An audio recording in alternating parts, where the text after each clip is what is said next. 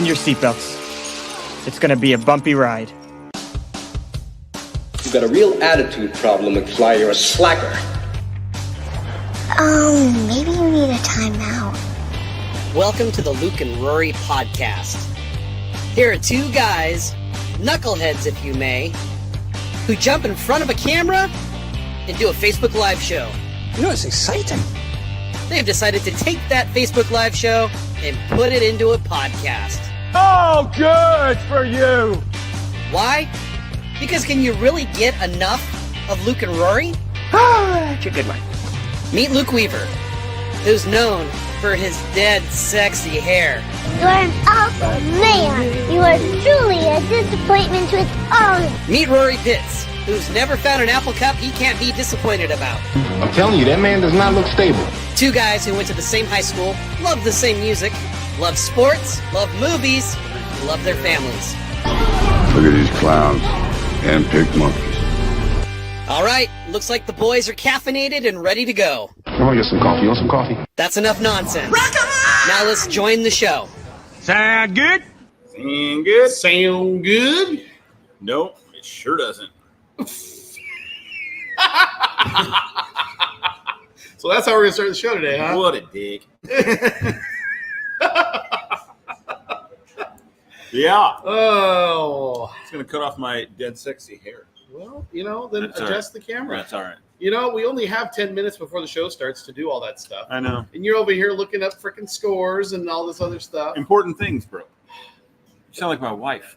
You're not looking up anything important. You're looking Dude, up scores. I am your wife. I'm your wife B. You're my work wife, dude. Yes, I'm absolutely like you sent me a text yesterday about something we got going on, and you said, and my wife basically said, F him. And I went, he's married to me in the female version. Where's my boy Quantrell? I kind of want to poke at Quantrell. I'm sure he'll get on here. Oh my lord! Everybody knows where we're at, so it's not like we're hiding Everybody knows. Oh, there we go. Lance Kirkman says, "Aloha, aloha, Lance, and go Cougs, of course." Go Cougs. Bro, I saw a video the other day. No It way. is the Pack 2 hype video. I'm I'm kind of hyped. Kind of fired up. Like 2 middle fingers to the Pack 10. Yeah, Good luck. I like it. I hope you all. He wants to say burn in hell, but Catholic wife may be watching. We're trying to cut back to rhetoric this Yeah. week. Yeah. Rhetoric is dangerous.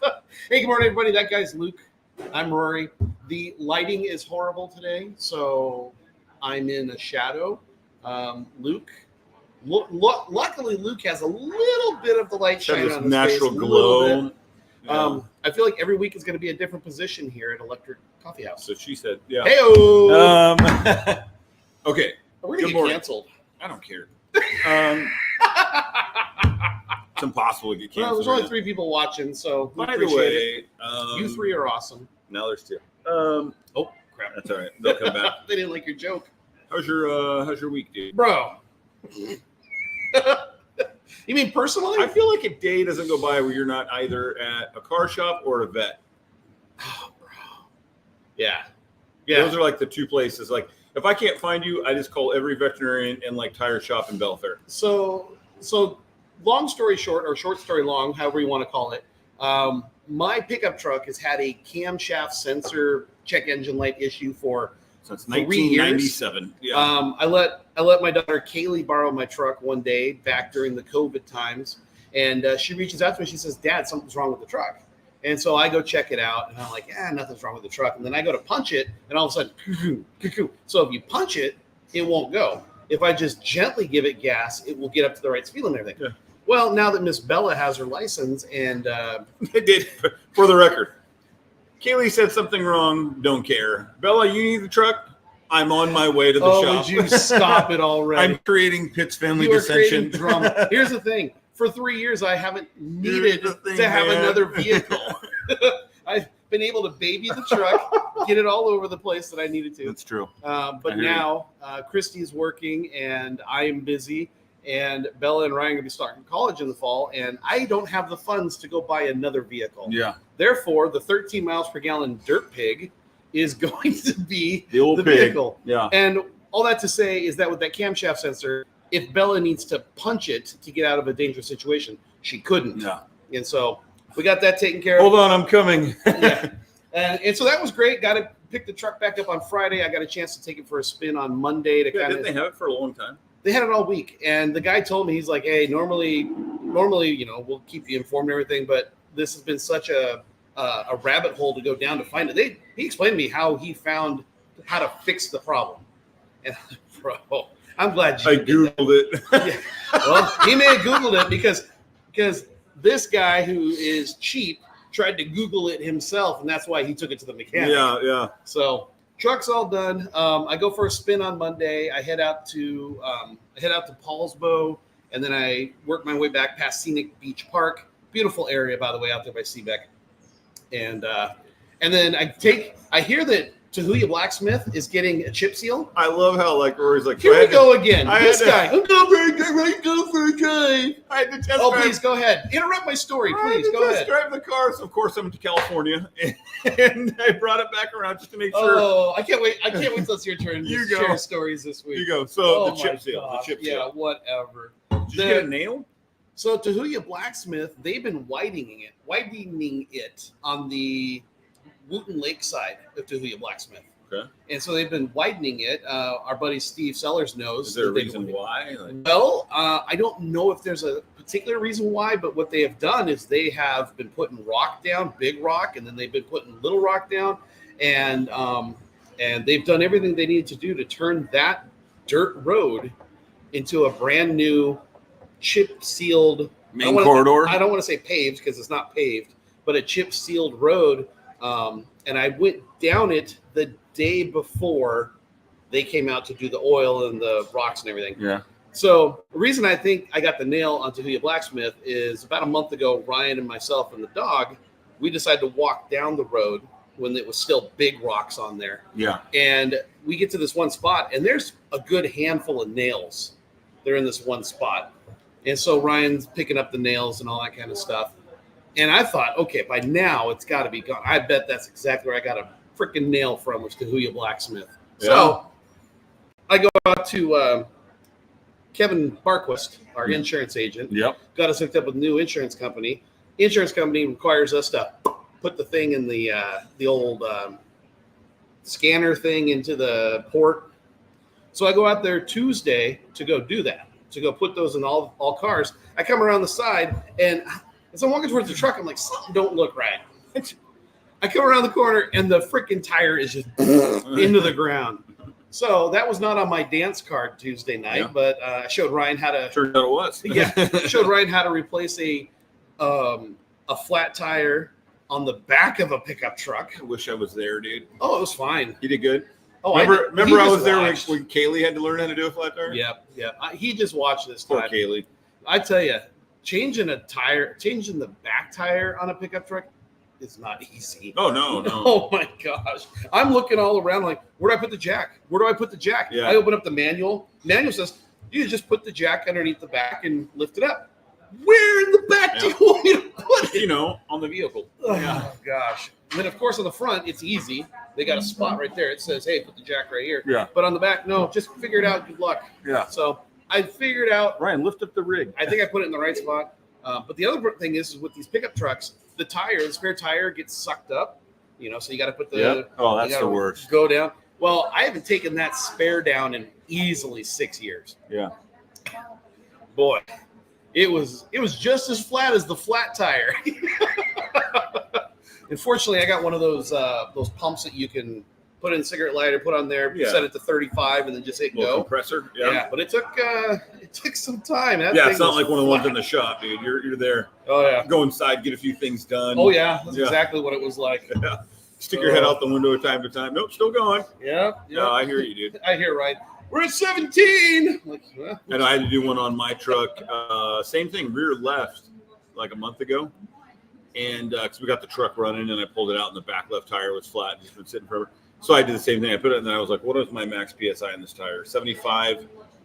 I just left. I came back like 45 minutes later. And I'm like, oh, good. It's finally done. Wow. So your tires go to 75? Those big diesel tires, those ones do, yeah. Mine was 35, which it's like, okay.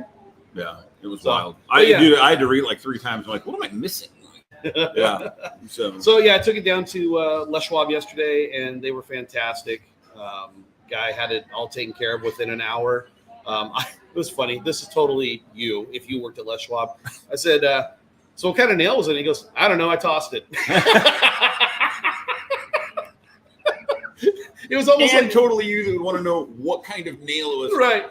Was it a sheet metal nail? Was it a sharp nail? Yeah. Was it a deck nail? Was it a drywall nail?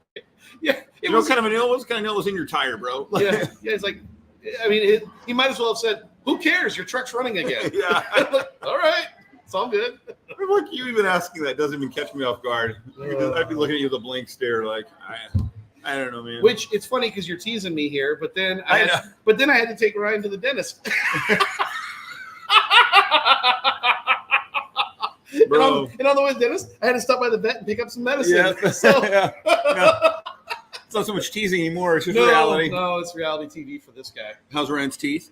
The dentist basically told him he needs to brush more. I mean, they're good, but she got in there with the jackhammer. Yeah, do you want to be cheese teeth there, buddy? Yeah, he got home and told Bella and Mom, and Mom goes, that's why I spend so much time brushing my teeth, because when I go to those cleanings, it's not as painful. Yeah. I was like, I'll try that next time. He was funny. He came out with fluoride on his teeth and everything, and you think this guy just had cotton mouth. He just and he's spitting and everything. All right, buddy. Funny. So how about you? How's your week been, Bro? I only say that because I know how his week has been. So much drama in the LBC. It's kind of tough being DOGG. Oh man, yeah. I'm not going to air people out, but we're dealing with some things. So we're dealing with some things. She'll probably the family will probably watch this and know what I'm talking about. But we're dealing with some things. Yeah. And the thing is I just shake my head because I hate drama. Yeah. Any kind of drama. It could be second. I mean, I even don't like your drama. And I'm not even involved in it. I appreciate that, dude. What's crazy to me is like, there's times in life where I'm like, you see other people's stuff and you're like, dude, I'm so glad that. I'm so glad that doesn't happen to my family. And then it happens, and you just want to grab people and be like, "What's wrong with you? Everything was going so well." Or like, why did you do this? Yeah, and the funny thing is when I've gone through the drama that I've seen other people have gone through in the past, I just sit there quietly and go, "I get it now. I apologize. Yeah, I get it. Brutal. My bad. Yeah. How dare I judge?" Andrew Long. Good morning, Drew. Greeting, my friends. Current sit rep is I'm on government paid vacation. Of course you are. Doing active duty for the week. Attaboy. So aside from your drama and my drama, bro, is there anything to talk about, dude? So I mean, obviously we're gonna get to what we're gonna get to, but four celebrities in the span of Thursday, Friday, Saturday, Sunday. Actually, I think it was more than that. It was just the big ones that reported on. Yeah, I mean, so we'll talk about obviously Shelley Duvall. She passed away on Thursday. Tragic, dude. And then we've got on Friday, but on Saturday it was Dr. Ruth Westheimer, which if you're Generation X or older, Dr. Ruth, the penis doctor. Yeah. Who else you got? Richard Simmons. Richard Simmons passed away. Shannon Doherty, which is crazy because Richard Simmons has kind of come back into the spotlight in the last 6 months. Yeah. But then he passed away a day after his birthday. And then the one that even hit my wife was Shannon Doherty. 90210? Was she a 90210? Yeah. She wasn't. Or was she more into... Well, no, she didn't watch it religiously, but she, She was like, here's the thing. I didn't watch 90210, but I knew who Shannon Doherty was. I watched it just because the girls watched it. Yeah, of course. I mean, she was like a cultural... I ain't a smart man, but I know what I know. Well, I wasn't allowed to. We weren't allowed to have it on in our house. My parents were like, we're not bringing that Satan up in here. The only thing I could tell you about 90210 is that it was Luke and... No, not Luke. It was Dylan and Brenda. Luke Perry. Okay. Dylan and Brenda. Well... and now Dylan and Brenda are up in heaven eternal. Together. Yeah. It's... she was a cultural icon. Oh, absolutely. 90s, Well, yeah. And so... And she started in Little House. Yeah, true story. She played Jenny in Little House. True story, yeah. We also lost Jacoby Jones, NFL receiver. former Super Bowl MVP. Oh, I did died not know at 40 that. the other day. We also lost. Remember Alf, dude? You know what? Russell said the same thing to me. I'm like, I remember Alf, but The kid, the son, dude, the buddy, dude. He apparently checked out. died suddenly. Died suddenly. Weird.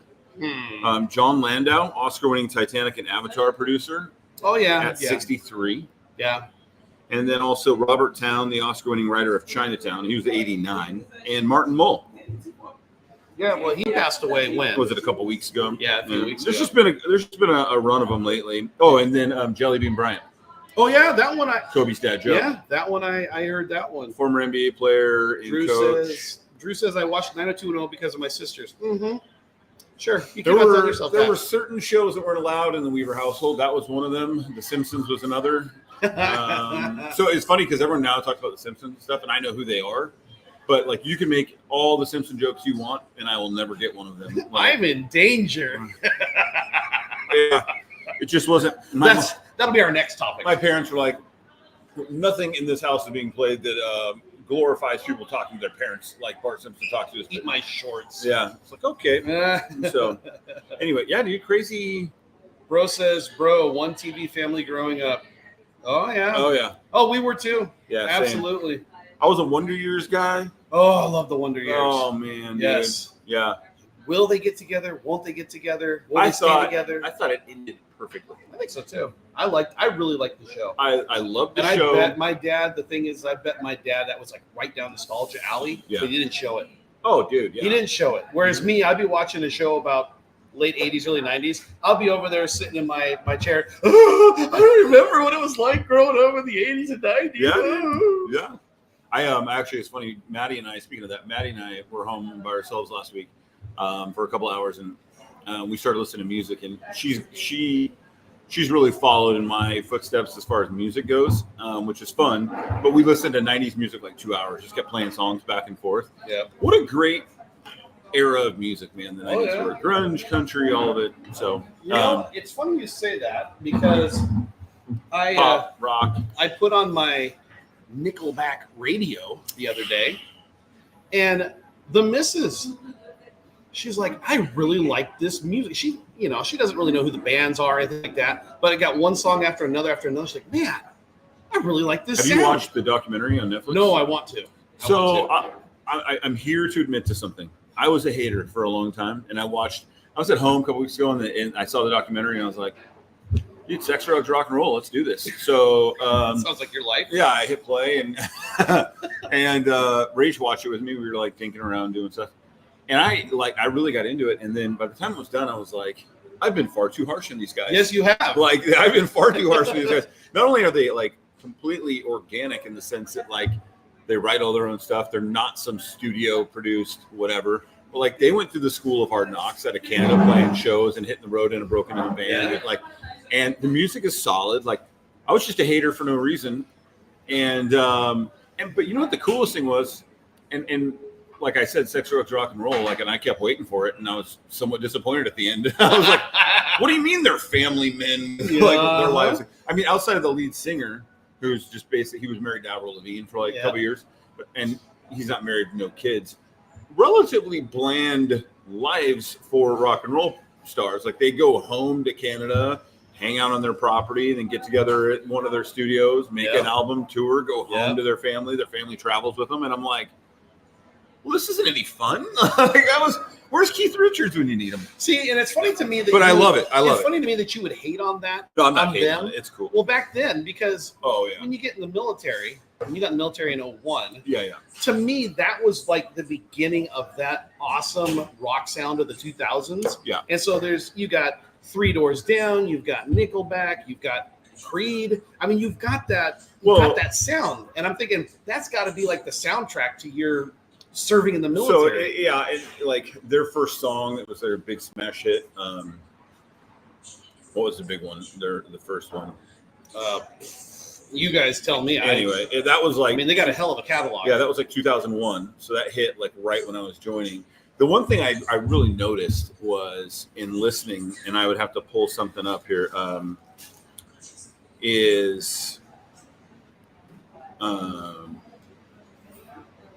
Let's see if I can find this. Hold on, because I was going to tell you something that I thought you would find interesting. Ooh, excuse me.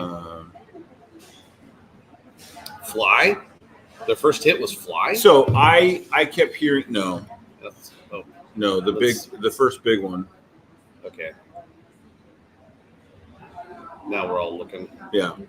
How you remind me. Yeah. I love that song. Yeah. Now, but the thing I noticed after that, I started thinking about the bands that came out in, say, the next 5 to 6, 7 years. Oh, yeah.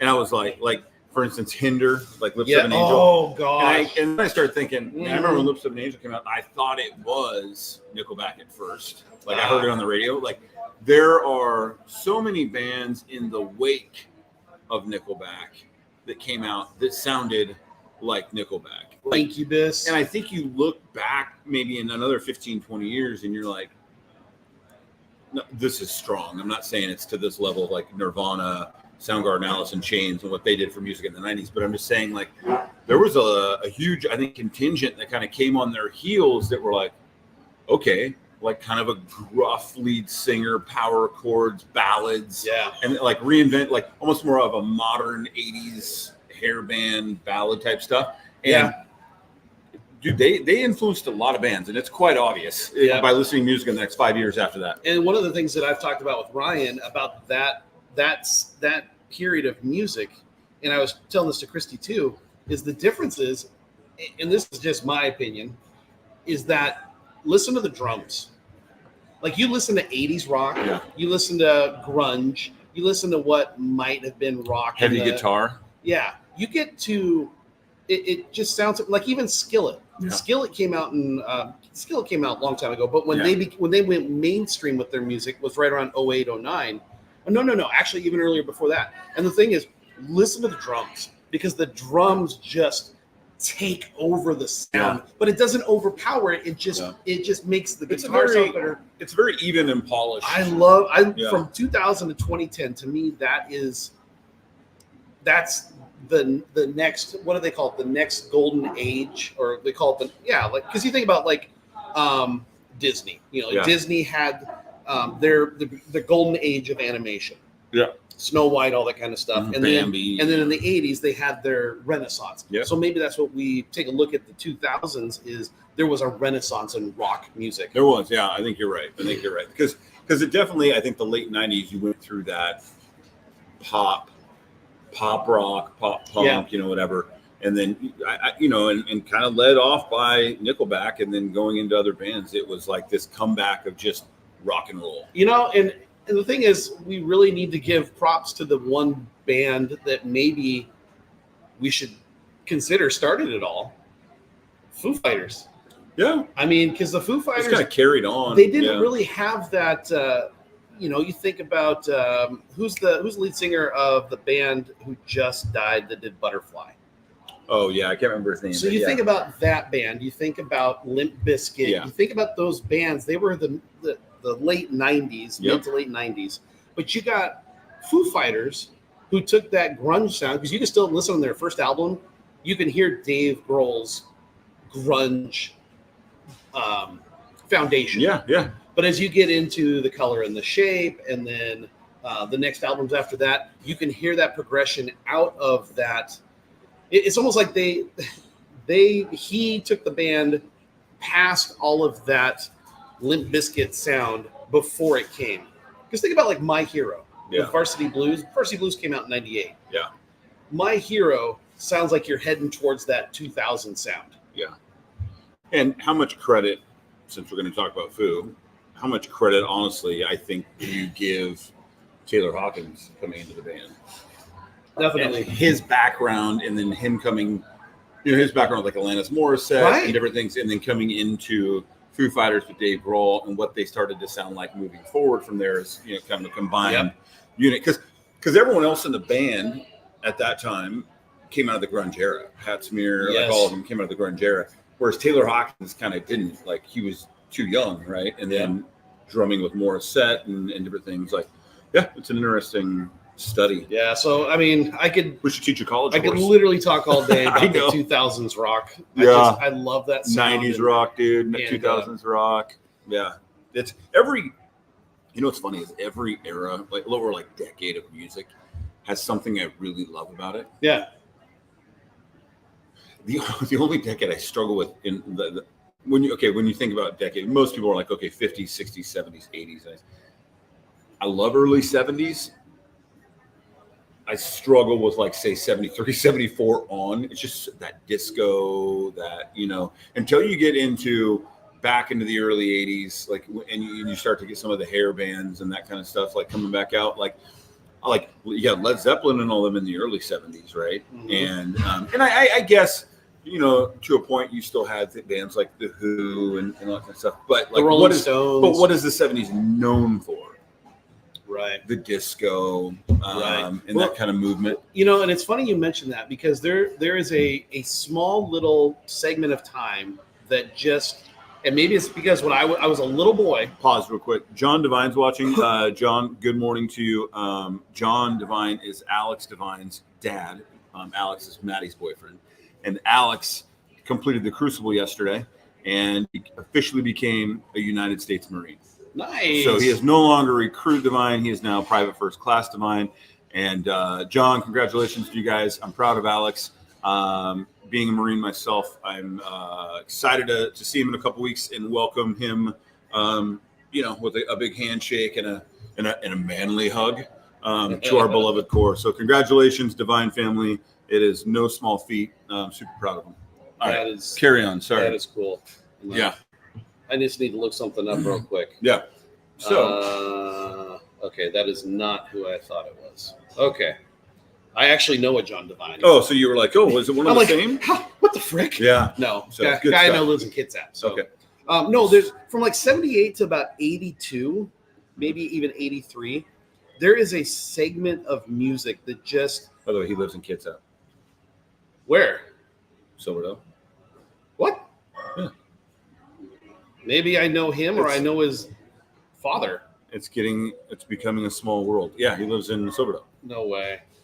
No. All right, let's carry on, dude. No, don't carry on. Stop right now. I'm going to guess. So you got to go to, because his photos are photos. Wouldn't that be funny? So those are all the kids and stuff. Photos. That's him. No, that's not who I'm thinking. But I wonder if his old man named John. I have no idea. John, you got to tell me if your old man's named John, because if your old man is named John, I know your old man. All right. Wow, that's a little small freaky. World, dude. Small world. I don't see any pictures. I think you've met Alex once or twice. Oh, I've met Alex. Yeah. Yeah. Oh, so. Bro. Yeah, you got to tell me. Is your old man? Are you junior? Are you the second? Are you John Devine the second? Are you royalty?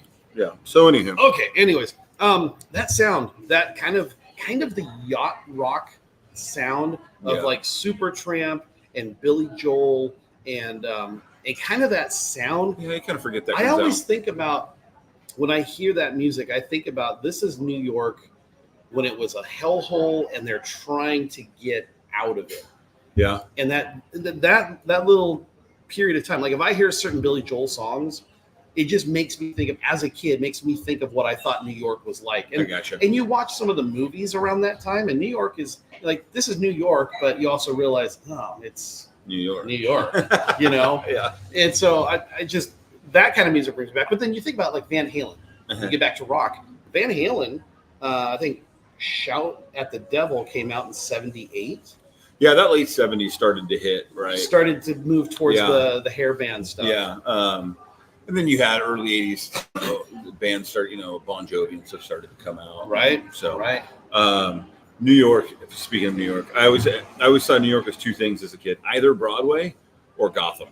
Like, yes. It was like those two things. Yes. Like those two juxtaposing positions. Like, it's either awesome or, oh my God, run for your life. Which is kind of funny because if you think about Las Vegas, when we were kids, Las Vegas was basically what you saw on TV, the flashing lights and everything. I mean, granted, there's flashing lights cowboy. But it's now a destination in the sense that you would take your family. Well, most.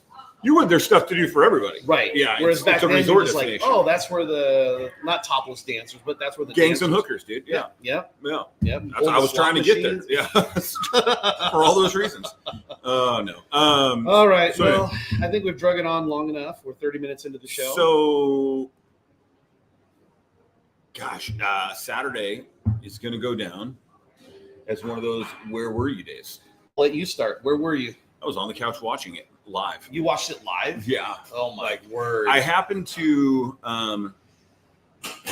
I was working in the yard, and I came inside for a hot minute, and the TV was on, and I honestly I don't even know how it was on, like one of the news stations or something. And they're like, "Oh, we're going live to we're cutting away live to where President Trump is, or the former President Trump is about to take the stage." Yeah. So I sat down for a hot second. I'm like, "Oh, let's see what we got going on here, boys." And I knew right away. It was funny because there was either people were playing stupid, or CNN didn't know right away. Yeah. Or people just didn't understand. The moment I heard pop and I saw him do that by his head, I yelled. Yeah. Someone just shot at Trump. And then of course all hell broke loose. It pretty much sucked away my brain for the rest of the day. I still got things done, but I constantly had my phone out, like mowing the yard, doing whatever, trying to see the updates. It's been since 1981 that someone has taken a shot at a president, and that was Reagan. And it's funny because you think as a country. Good morning, Beller. You think as a country, in some respect, we've moved past it. Yeah. Right? And I remember for years people were like, "Someone's going to take a shot at Obama. Someone's going to take a shot." Oh, at Obama. I was totally in that camp. Yeah, and it never happened. And you start to, I think, almost get into this. We've moved past that. Right, because there was the one thing I recalled on, like, say, Sunday when I was reading more is how many presidents were either assassinated or shot at in like the 1800s, early 1900s. Like it was like common occurrence. Like I was like, man, the Old West just hasn't settled down. And then it gets fewer and farther between to where it's been 43 years since someone's taken a shot at a president. And then here we. Now, you go into like warehouse jobs, like construction sites, and they got the thing. It's like, it's been like 337 days since we've had an accident. Like we had that sign, and now it's like, it's been 7 days since a president's been shot at. Like it's and that sign was actually made in neon lights. Yeah. So we got to replace the sign now. So when did you hear about it? So I went over on Saturday. I hopped on board the Good Ferry Lollipop there in Kingston. Good morning, Carrie. Headed over to Edmonds to go hang out with my brother, have a couple beers, smoke a cigar, that kind of thing. Right, yeah. And we just walk around Edmonds because Edmonds has so many different options to get beer. And so we got to our first place. Sounds like a magical place. Oh, it was great, and the weather was perfect. A magical place called Edmonds. Yeah. Oh, it was great.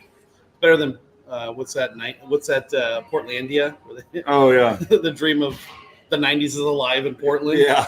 Yeah, I don't think I'd be walking around Portland. Anyways, we got to our first place, which was a craft beer, basically in a warehouse where they do make all their own beer. And then they had a beer garden on the outside with umbrellas out, so we're not getting completely burnt. Yeah. And I go to sit down, and my brother comes over, and he goes, "I ordered my beer." And I'm like, "What? You didn't order my beer?" Yeah. Hey, ass, go back and get me a beer. Because I'm sitting in a nice, how do you say it? Adirondack chair. Oh, yeah. I always butcher that Bad word. iron. Yeah. Yeah. Hey, good morning, Carrie Ann. Good Yep. morning. Good morning. So I'm sitting there in the chair. I'm like, "Hey, Ask, give me a beer." So he goes back. He gets me a beer. And as he comes back with both beers, he goes, "Bro, God just said that somebody shot at Trump." And I'm like, "What?" Isn't that crazy? That doesn't make any sense. There's no TVs where we're sitting out in the beer garden. Yeah. So I'm like, "Oh, whatever." So I pull up my phone. Like, my first image was the blood on his face and the blood on his ear. And I went, "Holy shit, Russ." And I showed it to him, and he's like, "Oh." Yeah. And that's when we first heard about it. Yeah. And it was kind of the same thing. I mean, don't get me wrong. We still went and drank beer and smoked cigars. But that was on our mind the entire day. And I'll tell you this quick funny story. So we get done at that place, and we start walking to the next one. And my daughter's trying to call me. Okay. So she calls. I pick up the phone. Bella. I pick up the phone, and it goes dead. And so I'm looking on the family. Oh, we've entered The Walking Dead. We're in. Right. So I get on the family thing to see where she's at, Yeah. and she's over in Tea Lake. I'm like, what the hell are you doing over Oh, at that's right. Tree You told me Lake? about this. Yeah. And so I'm trying to call her back. And I know because we had a listing out there a couple of years ago, there's no service in T Lake. Yeah. And so I'm like, what's going on? And then I see that I try a couple more times, and then finally, and I'm texting Christy, texting her. And with iPhones, you can change it to an SMS text. Yep. And so I knew that obviously they can't get a data signal out there. So let me see if I can just send them that. So Nothing. finally, I'm like, you know what? Crickets. If they're dead, I'll find out later. No. I mean, Nothing what I can can do I- from this. Yeah. What can I do? Might as well enjoy my beer. So we start walking to the next location, and then I get a phone call from Bella. And she's like, oh, sorry, Dad. We were. This is the phone call. I'm all worried to death. And here's the phone call. Oh, sorry, Dad. We went to one of the state park areas that needs the Discovery Pass, and we realized that ours is expired. And so we weren't sure if there was a way we could pay for it. And da-da-da-da-da. I'm like, are you guys okay? Yeah, we're fine. I'm like, okay, let me talk to your mom. Yeah. Goodbye. And so anyways, in that time, our family chat of all 7 of us, the older kids had said something about Trump assassination attempt. Yeah. And so I'm talking to Christy on the phone, and I said, hey, or she says, we're at home now. I said, well, you might want to turn on the TV while you're at home and see what's going on with this assassination attempt. And Yeah. she's like, what are you talking about? I said, there's an assassination attempt on former President Trump. She goes, oh, I thought the kids were joking about that. No. Just joking. Yeah. Turn on, because I mean, my older kids, they Yeah. don't like Trump. They No, yeah. hate Trump. And I said, no, turn on the TV. She's like, well, I guess I know what we're doing the rest of the day. Yeah. Settle in, dude. Yeah, exactly. It got well. Did it like him or not? It's best case scenario that it didn't succeed. Yeah. I mean, in the sense that like Yeah. I think any political violence is a terrible thing. There's plenty of politicians I don't like. Oh, Obviously, hey, we got to stop for a second. We got to stop.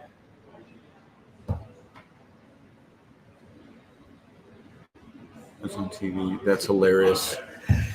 Hey, Colton. Colton, how we doing, buddy? How you doing, Bear? You Yeah, know about your dude. nickname, Bear. Yeah. Yeah? And your mom, Carrie, great old friend of ours and president of the Thurston County chapter of the Luke and Rory fan club. And so we deeply appreciate your mom. We love her to death. You're the luckiest to have her, man. That's luckiest. right, Colton. So, You are lucky, buddy. yeah. And a wild Sam Buffington has appeared. Yeah, there he is. Here comes Sam, bringing in the sports angle. Yeah, absolutely. Yeah, you missed that. But yeah, I just think that forward facing of the world, besides the fact that any political violence is a terrible thing, I think there would have been a lot of chaos to erupt out of an assassination, a successful assassination. You know how you hear conservatives say something didn't go our way, and we're like, "Oh, look at that! Yeah. There was no violence, violence. no rioting, none of that." Yeah. And I'm thinking to myself, if they had succeeded in taking out Trump, I think all hell would have broke loose. yeah. I really think all hell would have broke loose. Like I for all the idiots out there that are like, oh darn, he missed. Like I legitimately think you would have seen unrest in our country unlike anything you've seen before. I totally agree. The BLM riots, the George Floyd stuff, like anything that you can think of in the last 15, 20 years, I think would have been child's play. So now take this into consideration because we're going to get to this part of it too. Imagine for a second they had succeeded. And I keep on saying they, not because I'm a pronoun warrior, Yeah. but because my tin foil is right over here. Imagine if they had succeeded and everything we've heard in the last few days about the security setup. Yeah. Imagine if those two things had come together. Yeah, the whole security thing. The first thing I said to Rach was, like, I can remember. And chime in, everybody. Chime in. I know we got 6 of you here. Chime in. Where were you when you heard about it? We'll get your comments up here. I was in the Marine Corps, and I had met, I've talked, people. Good morning, Drew. I met President Bush, George W. while I was in the Corps. While he was sitting president, and I can remember him coming, and even like Donald Rumsfeld at the time, Secretary of Defense came, and I was always like, being in like the media liaison for our battalion or whatever, like I would be like, hey, the one basically conducting the Q&A and that kind of things. And I would, I met them and all this. The security around them, those two specifically, on a military installation, on a military base, was wild. Like, and now we're out in the middle of everywhere. We're in Pennsylvania, where I've been, and you can see for a long way. Like, and I just looked at Rach and I was like, "This has got to be the biggest security gaffe since Lincoln." Like, yeah, like that is where we're at. Like, since like you can. Things like with like Reagan and stuff, like in the streets kind of stuff. There's only so much you can do sometimes. That's why they move them in and out so much of the quickly. environment. But when it's a wide open area like that, and a shooter is able to get up 130 yards, which by the way, 130 yards for a scoped rifle is not hard. In the Marine Corps, we're trained to be able to put a shot on a body at 500 yards with just steel sights, just iron sights, like without a scope, without anything. So 130 yards is not that difficult. And so for somebody to be able to get up onto a building at 130 yards with a clear shot, absolute humongous security fail. Like, she's got to go. She has to go. There's no way around it. Like, now, I don't know that I've made the leap to it was intentional or whatever versus just lackadaisical. But like now all these reports are coming out. Like, you see the video or the guy in the background walking around looking up at the building, and, and it was the same guy that they just identified an hour before was walking around with a rangefinder. And I'm like, right, he made it through security into the event with a rangefinder. Was actually looking up at the Secret Service people that you can see behind Trump with their rifles on a roof. He's scoping them, they're scoping him. Then he leaves, and then they see him walking around the building. I see the video of a guy last night. He was just like, explain that. He goes, tell me, in this like huge field, like barns behind him. He goes, tell me if you see anything here that the Secret Service might have missed in this video. And then like cuts away, and he walks through the screen with an extension ladder and an AR in his hand. He's like, anything out of the ordinary here? Secret Service didn't think so. Carrie Ann says the fact that they secure and figure out every scenario possible days before any time the president shows up. This was absolutely allowed. The latter, the videos of people yelling at the police, that's up there, ridiculous. That's true. And that right there, that video of the people yelling, saying, "There's a dude on the roof." Yeah, there's a dude on the roof, and you all know that we support the blue. We support police. We support the military. You hear what the police are saying now. That they weren't part of it. Like the police chief came out and said everything that the head of Secret Service is saying is a freaking lie. We were set up and in charge of traffic only. Wow. And so you have that issue rearing its head. Oh right now. My gosh! I just saw that video and I was dying. Yeah, I got to see that video. It was. What did I see? See if I can show you this. Oh, and then she says something about the slope was. For crying out loud! Was dangerous. And then someone else said, "Yeah, the slope was dangerous." And then they cut away to a farm or same thing with the same kind of slope, and there was a cow walking around on the building. It was like the cow figured it out. Yeah. But the other thing is that you see the Secret Service behind President Trump on that barn. Yeah, same freaking slope. I'm just like, and you know, can I ask you a question? Because go. You will know this, and a couple of you on here might know this better than I do. But I watched that video. Yeah. I watched that video of Trump there with the Secret Service in the background with their scopes. Mm-hmm. They're literally pointed towards that guy. Uh-huh. And then when shots are fired, they jump. Well, apparently one of them is saying that he saw him there and was asking for clearance and was not given it. I had heard that. And this stinks to high heaven. Dude, there's so many it's not like what we've said in the past about the coronavirus or COVID or anything like that. Yeah. This is so, even when we were saying Joe's not all there a couple of years ago, Joe's not all there. Yeah. This is so much more blatantly obvious that it was a dereliction of duty. Yeah. And I'm not necessarily blaming the guys there, but people in charge. Completely incompetent. Okay, and I'm going to piss somebody off. I'm going to piss somebody off here. I know it. Here we go. I'm going to go ahead and cop. No, you got to stay because I know you're going to agree with me. Listen, Strong words. we need to have the biggest, the baddest, the most assholery type of Secret Service agents protecting former President Trump and current President Biden. And to go down this DEI road of having, we got to make sure we have this, we got to make sure we have that, we got to make sure. This again is another example of I don't care what your gender is, I don't care what your skin color is, I don't care what your religion is. Yeah. I want the best of the best protecting our leaders. Yeah. And what we saw there after the initial get down, what we saw after that was a hot mess. Yeah. And I know we've all seen the video, and I don't mean to pile on the agent, but there's an agent there who looked like she had no idea what she was doing. Well, and it's one of those things that, like, I had a buddy who was Secret Service, who was a Marine, and it's what happens is you have Marines that come in on like embassy detail, and then a few of them will get assigned to like presidential guard, and they are the men in black essentially that you see. Yeah. And I was Brian Lambert, and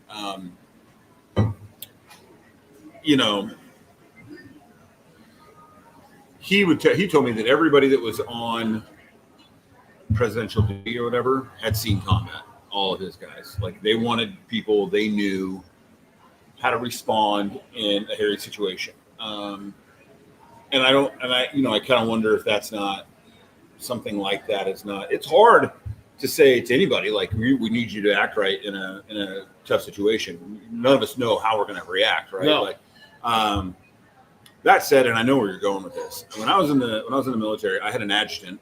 An adjutant is essentially like an battalion is like third in charge. And she was, and she might even see this. We're friends on here. Sophia Barbado, Lieutenant Barbado.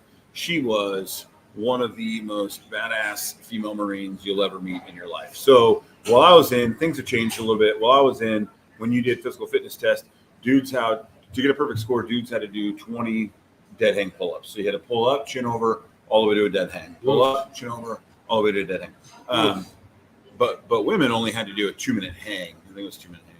So they would start here and hold as long as they could. And their points were awarded based on how long they could hold before their arms went straight. And 2 minutes was perfect score. Now, Lieutenant Barbado was like, that's not fair, whatever. And she would do full dead hang pull-ups. And awesome. Yeah. And then we would have discussions about, should women be allowed to combat? All this kind of stuff. And my point was always the same. Lieutenant Barbado, as bad as she was about 5'4", 135 pounds. I said, all right, I hit the deck. Drag me out of here. 6'6", 240 pounds. Get me out of here. I don't care how many dead hang pull-ups she could do. She was pulling 135 pounds up, not 240, right? And 6'6", like, that's an awkward package, bro. Like, yeah. And I was like, and that's always been my feeling. Unless I know there's enough dudes that have a hard enough time carrying a man my size. Oh, yeah. You know what I'm saying?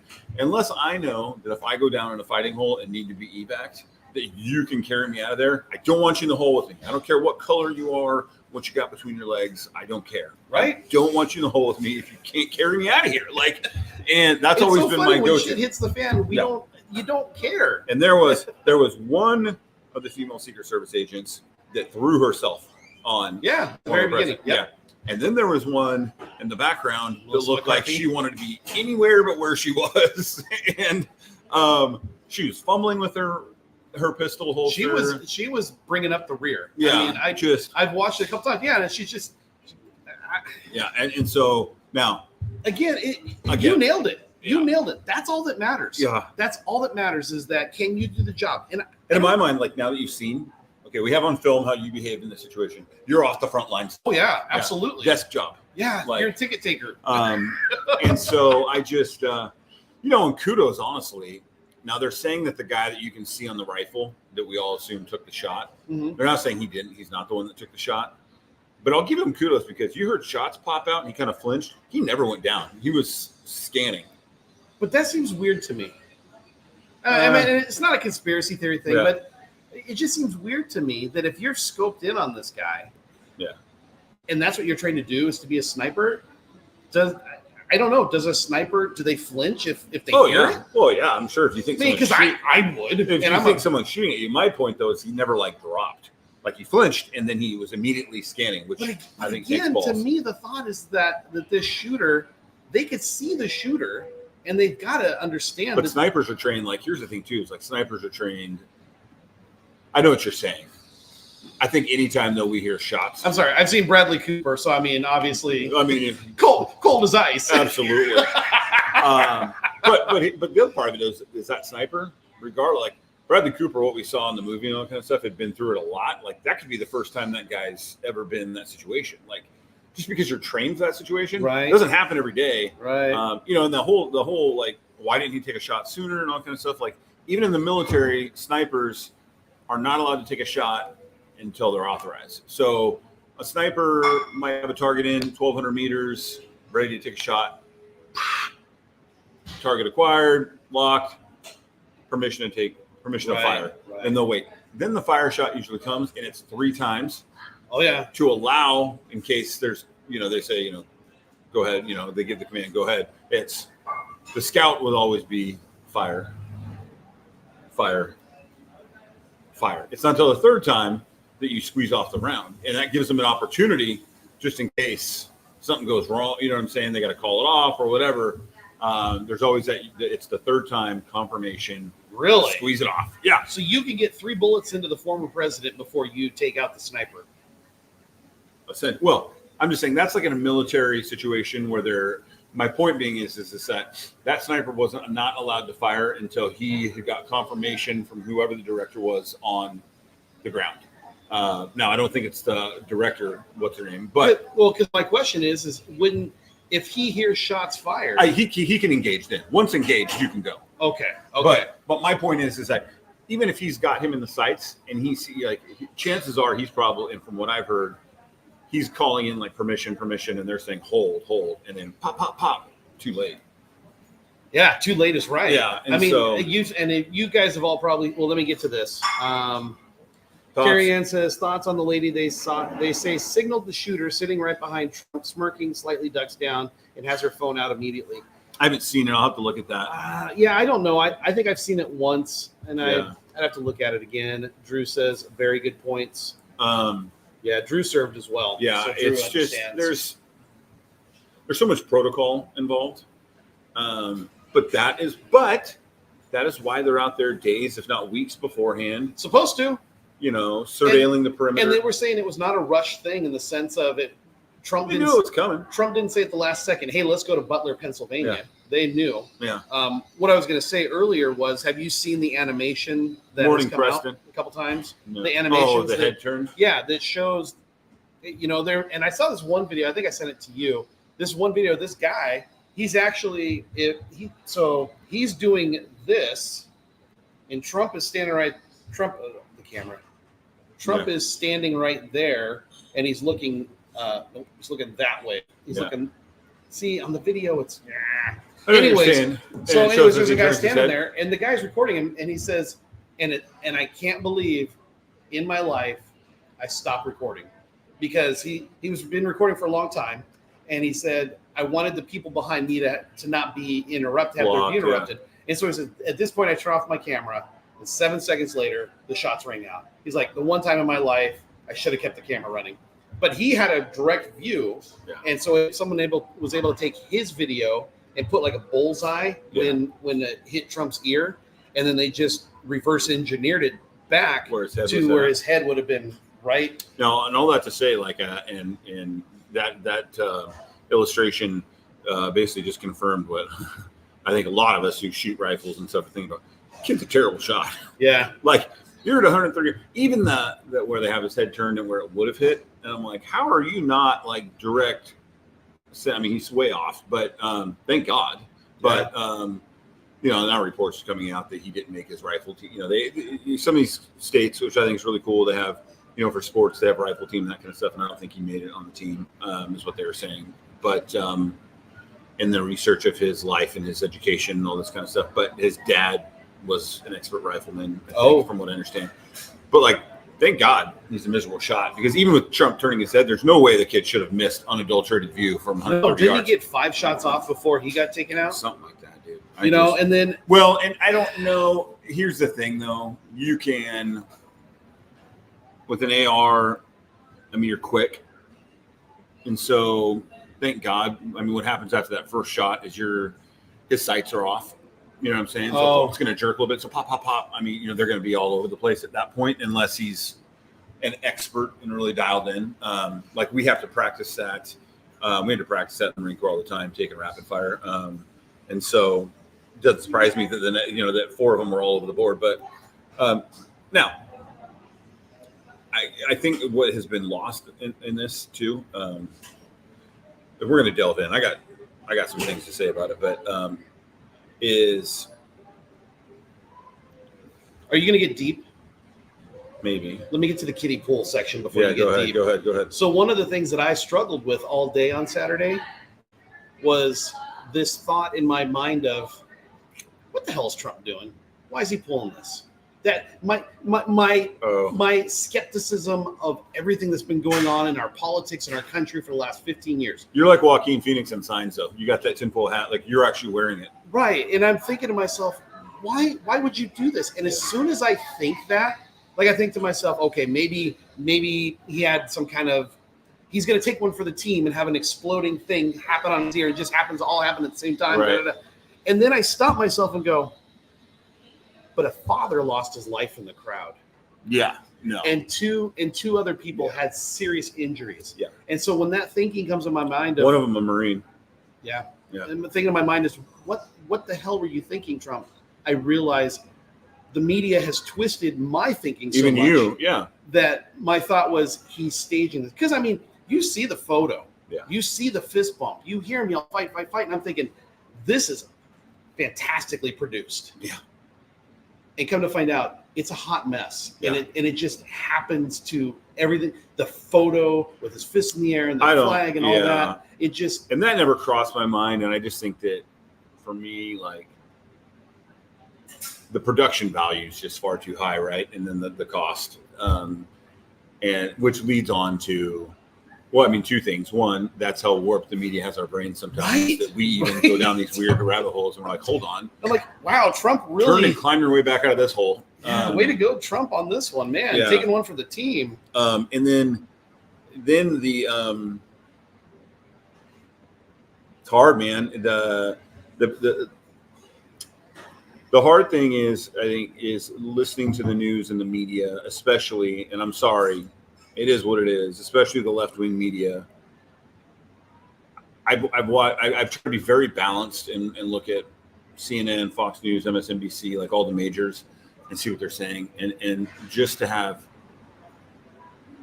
them talk so callously about it a few times and being like, not like, thank God he wasn't hit, or, it could have hit him. Well, I'm like, well, the fact that it didn't, though, cost a husband and a father his life. Right. And even me in a sense, like going, oh, I'm so glad it didn't hit him. And I'm like,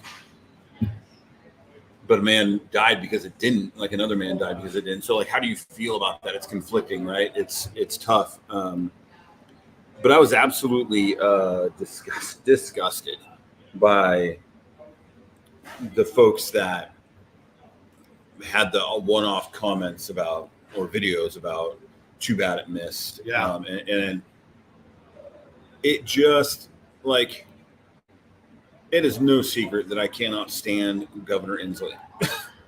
Okay, but I would wish that on no, and it's not even about the man. Okay, it's about the wife, the kids, the family, the people that care about that person, whether you like him or not. He's got a son who just graduated high school who might want to have his dad around for a while. Like, and you can't even see that. I had someone that I know very well say some bull crap like that, and I called him on it, and we got into a discussion. I said, hold on, you're the same person who told me that Americans shouldn't be allowed to own AR-15s, and you're the same person that say you don't believe in capital punishment. Yet you're over there crying that the kid with the AR-15 missed capital punishment by half an inch. Like, what is wrong? Like, how do you? It was like Doc Holliday. It turns out my hypocrisy knows no bounds, and that's all I can think about. I was like, turns out your hypocrisy knows no bounds. Yeah. You want to scream to me about gun control. You want to scream to me about capital punishment is cruel and unusual, and then when someone takes a shot at a political figure that you don't agree with, suddenly you believe in those things. Suddenly you're okay with those things. God awful disgusting. Some of the things that we saw. Oh yeah, seen this week. There's somebody that we know that has gone. I'm sure I know who you're talking about. Okay, and I'm going to ask you.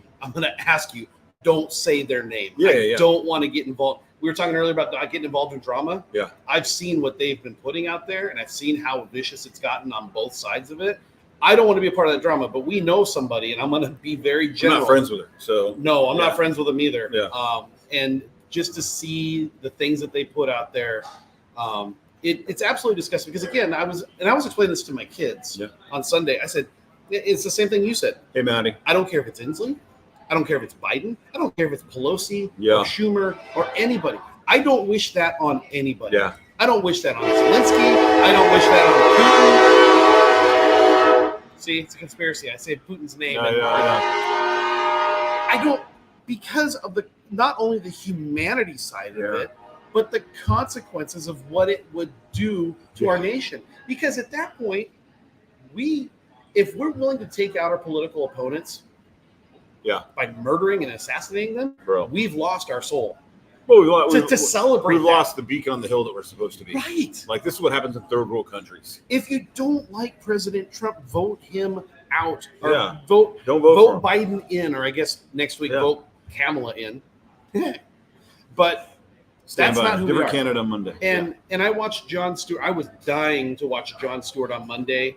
And I didn't see it. I'm glad you did. Yeah. Well, they didn't do it on Monday because they had some logistics issues. Obviously, the security had to get tightened up there. Hold on, Keely. Yeah.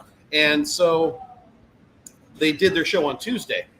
And Jon Stewart, Ryan and I are watching it, and it's when Jon Stewart is fair and balanced on attacking both sides, it's a beautiful thing. Yeah, because he's very smart. Yeah, he's an intelligent guy. Yeah. And he was even talking he was showing the perimeter. Yeah. And he was talking about the failure of security and all that. He says, so this was the perimeter, except for this is the Pac-Man shaped perimeter. Yeah. And you notice a circle, but then where the shooter's at, it looked like Pac-Man. Yeah. That's funny.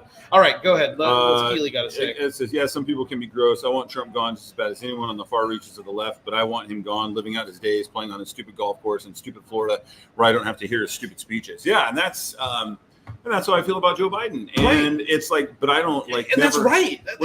I think if you are honestly, and the person you're just talking about, and I know who you're talking about, like I would say this, and if this person ever hears it, I will stand my ground.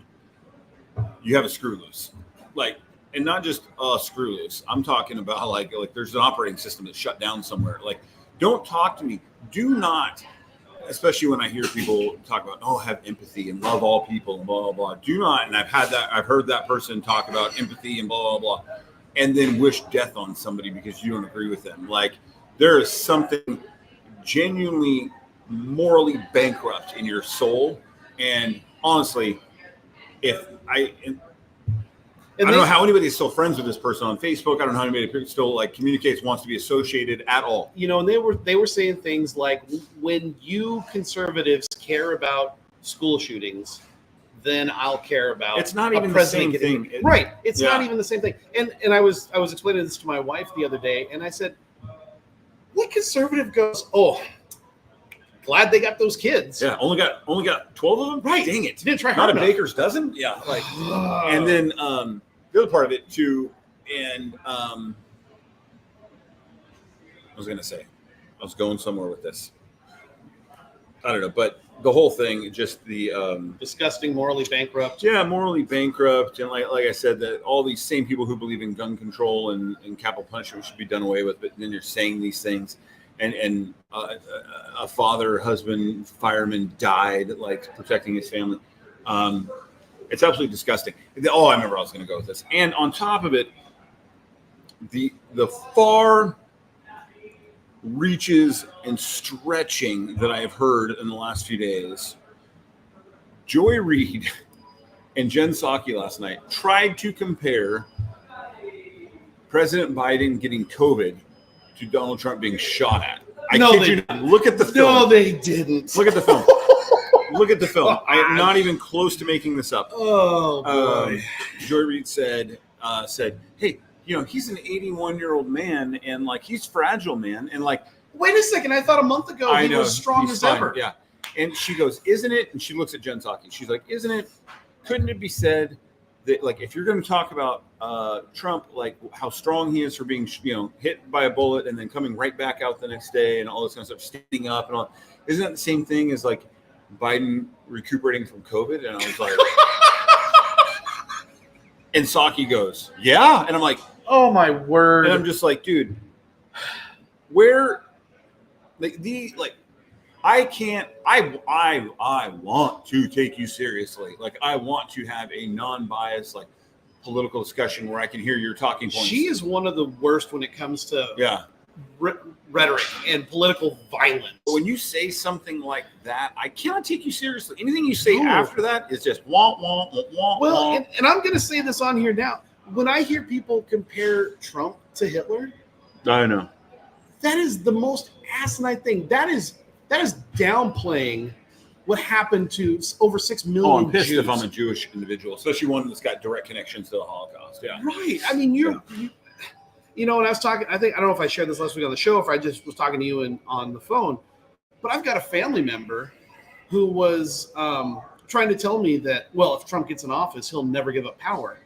And I just looked right at them and I said, he gave up power in 2021 when, but January 6th.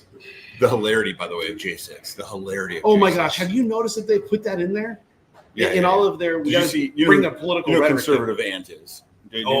So conservative Ant, who I love, by the way, and I've said this several times, my favorite group of people in the world right now are gay conservatives. Gay conservatives. Yeah, I just love them to death. Like they're and conservative Ant is both those things. Both those things. And he's folding laundry and he's just going to town and he's like, "Oh, you don't like what's going on?" Because there are a lot of Facebook accounts that have been shut down because of comments about too bad they missed. There's a lot of people who have lost their jobs. There's people like Kyle Gass of Tenacious D who has lost his representation in his band. Yeah. Good morning, Mandy. And all this, and they're whining and they're crying, and Ant's like, oh, yeah, this is what we call F around, find out, mother effers. and he's just like, it was fine when the poor woman that was standing 3 blocks away from the White House on J6 lost her job, her bank account, all this kind of stuff because she just happened to be in Washington, D.C. Right. It was fine then, but now you're upset about it? She goes, we're at the point now, we don't give up.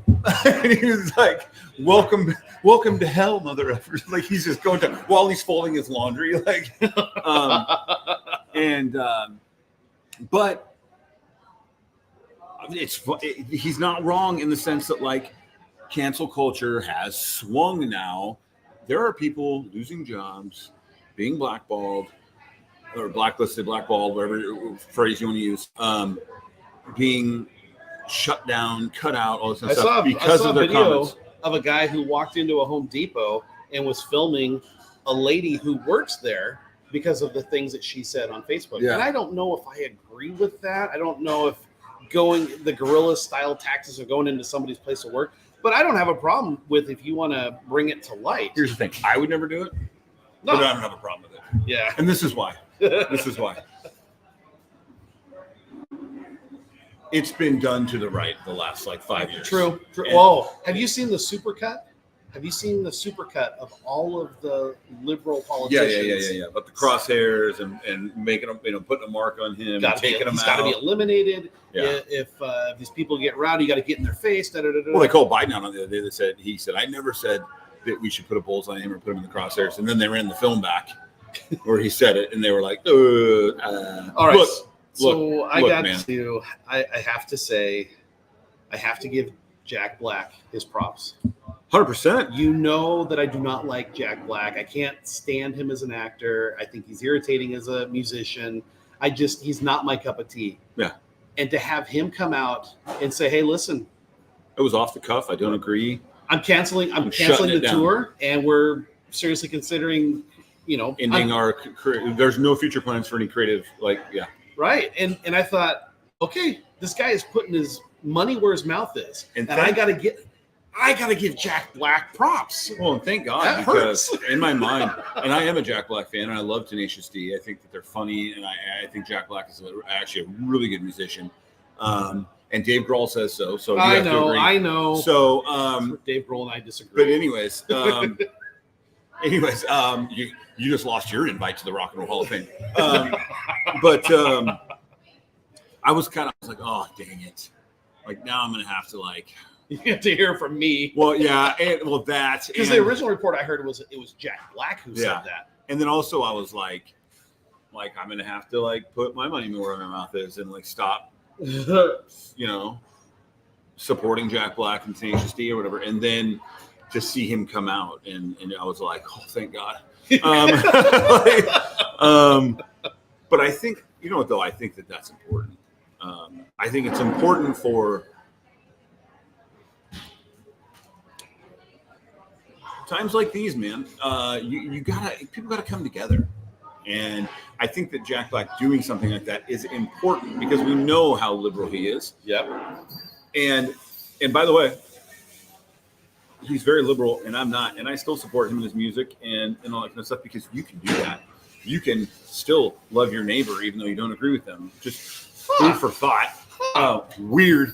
But anyway, I thought that ended up being a great example of what people should be doing. Yeah. Trying to unite folks. Yeah. And good on them. Ed says, wait, you don't like School of Rock? Losing a lot of respect for I know. And I mean, your respect for me is like this. So, I mean, what's a lot? Yeah. I mean, the rest of it's gone now. Yeah. And I don't like it. I don't like him. I don't like the movie, but whatever. I think what happened was, honestly, is in the Cable Guy.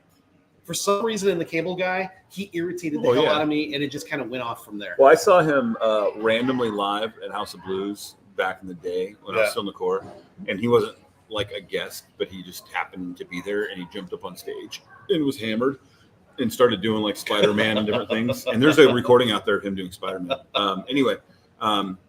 And he was, I didn't meet him personally, but he was so genuine with everybody there, like super nice guy. Wasn't like security, like whatever. And I just thought, oh, that's cool, man. Like what a cool dude. Like, you want to know what the real reason is? I'm jealous. Did he hit on Christy? No, I'm jealous. I'm jealous because he's the most unattractive, overweight dude. And right, with all this success, and he's super successful. And why not me? I'm unattractive, overweight, and I'm not super successful, so I'm jealous. I got a beard. I can look homeless. Oh man, no, it is funny because he is like the most uncharacteristic superstar, right? Yeah. Anyways, he's a panda. I saw a great meme this morning, by the way. Some people, he walked out with the bandage on his ear at the RNC the other night, and I didn't think anything of it. I'm like, you just got shot in the ear. Of course you'd have a bandage on. Right. All these, man, I heard so many people and saw it all over social media, like, what an idiot. He looks so stupid with this bandage on. So there was a meme this morning that said, what an idiot. He looks so stupid with his bandage on. And then below it showed all these idiots with masks on walking through the streets. It said, he looks so stupid. I was like, weird. Yeah, weird having something on his face out in the open. So, but yeah, it's, and by the way, Amber Rose being at the RNC the other night. I didn't know who she was. I just knew she was. I knew she was famous, but that was about all I knew. She's a socialite. I mean, she's a Kardashian, right? Oh, yeah. Kind of a deal. She's famous for being famous. Yeah. And that said, like her speech I thought was articulate. I thought it was wonderful. Yeah. And I now since know her background. Yeah. I'm not necessarily thrilled, but at the same time, that's what they needed to do. You know what I love though is that Matt Walsh took shots at her. He did. And you saw a lot of the conservative talking heads, like social talking heads, like Brandon Tatum, DC Drano guy, like all these different guys that come out in defense and be like, hey, man, if we're going to preach, a lot of us preach or talk about Christianity or whatever, then we also have to put it into practice. Yeah. And like she's denounced a lot. Another example is Kat Von D, right? The famous tattoo artist who was married to Jesse James. Okay.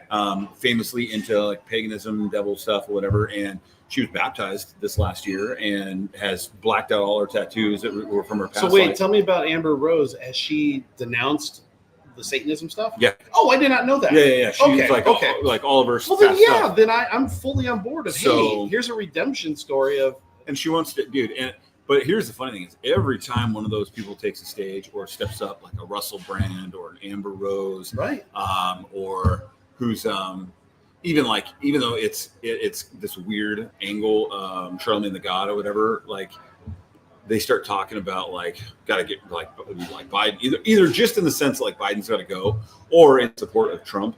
I'm just like, I could just see the gears turning on some of these, like, oh my gosh, like we can't let minorities support Trump publicly. Like this cannot this cannot be. Oh, yeah. Like, Well, Van Jones was talking about Amber Rose, and he was saying it's over. He's like, if you get somebody like Amber Rose, who's an influential person, to come there and speak, and he said her team is going to take clips of her speech and get that out there on Instagram and everything. You want to know something funny is I recently, through some walks in life, became friends with some guys. It's two brothers, and they're Mexican dudes that came here illegally. They told me their whole story about they came here illegally, like in the night. He was like, "I've never been more scared." And then he randomly says to me, we're in a conversation. He just randomly asked me, "Who are you voting for?" And I was like, "Well, that seems kind of personal. I feel kind of naked right now, you know." And I go, in my mind, I'm like, "Oh, here we go. Like this is going to be, you know." And I was like, and I just said, I kind of dodged it a little bit. I was like, I don't want to get into a political discussion. And then he goes, "If I could vote," and I was like, "Vote for Joe Biden and open borders." And he goes, "I vote for Donald Trump right now, every day." And I go, "Even though it would put you and your family at risk?" And he goes, that's what he said to me. He goes, "Bro, mind you, his English is not that great, but he was like, bro, I can't. If we keep going the way we're going with gas, inflation, groceries, I'm gonna have to sneak back into Mexico. I can't afford it. I can't afford it." And I was dying laughing. But his whole point was he was just like, immigration stuff aside and all that, like. He goes, he even said, he goes, "Our whole family feels that way." And he goes, "Part of our family can now vote, like your citizens here." And he was like, "And they're going to vote for Trump." And they're like, he's like, immigration stuff aside. And he even told me, he was like, the immigration stuff, I get.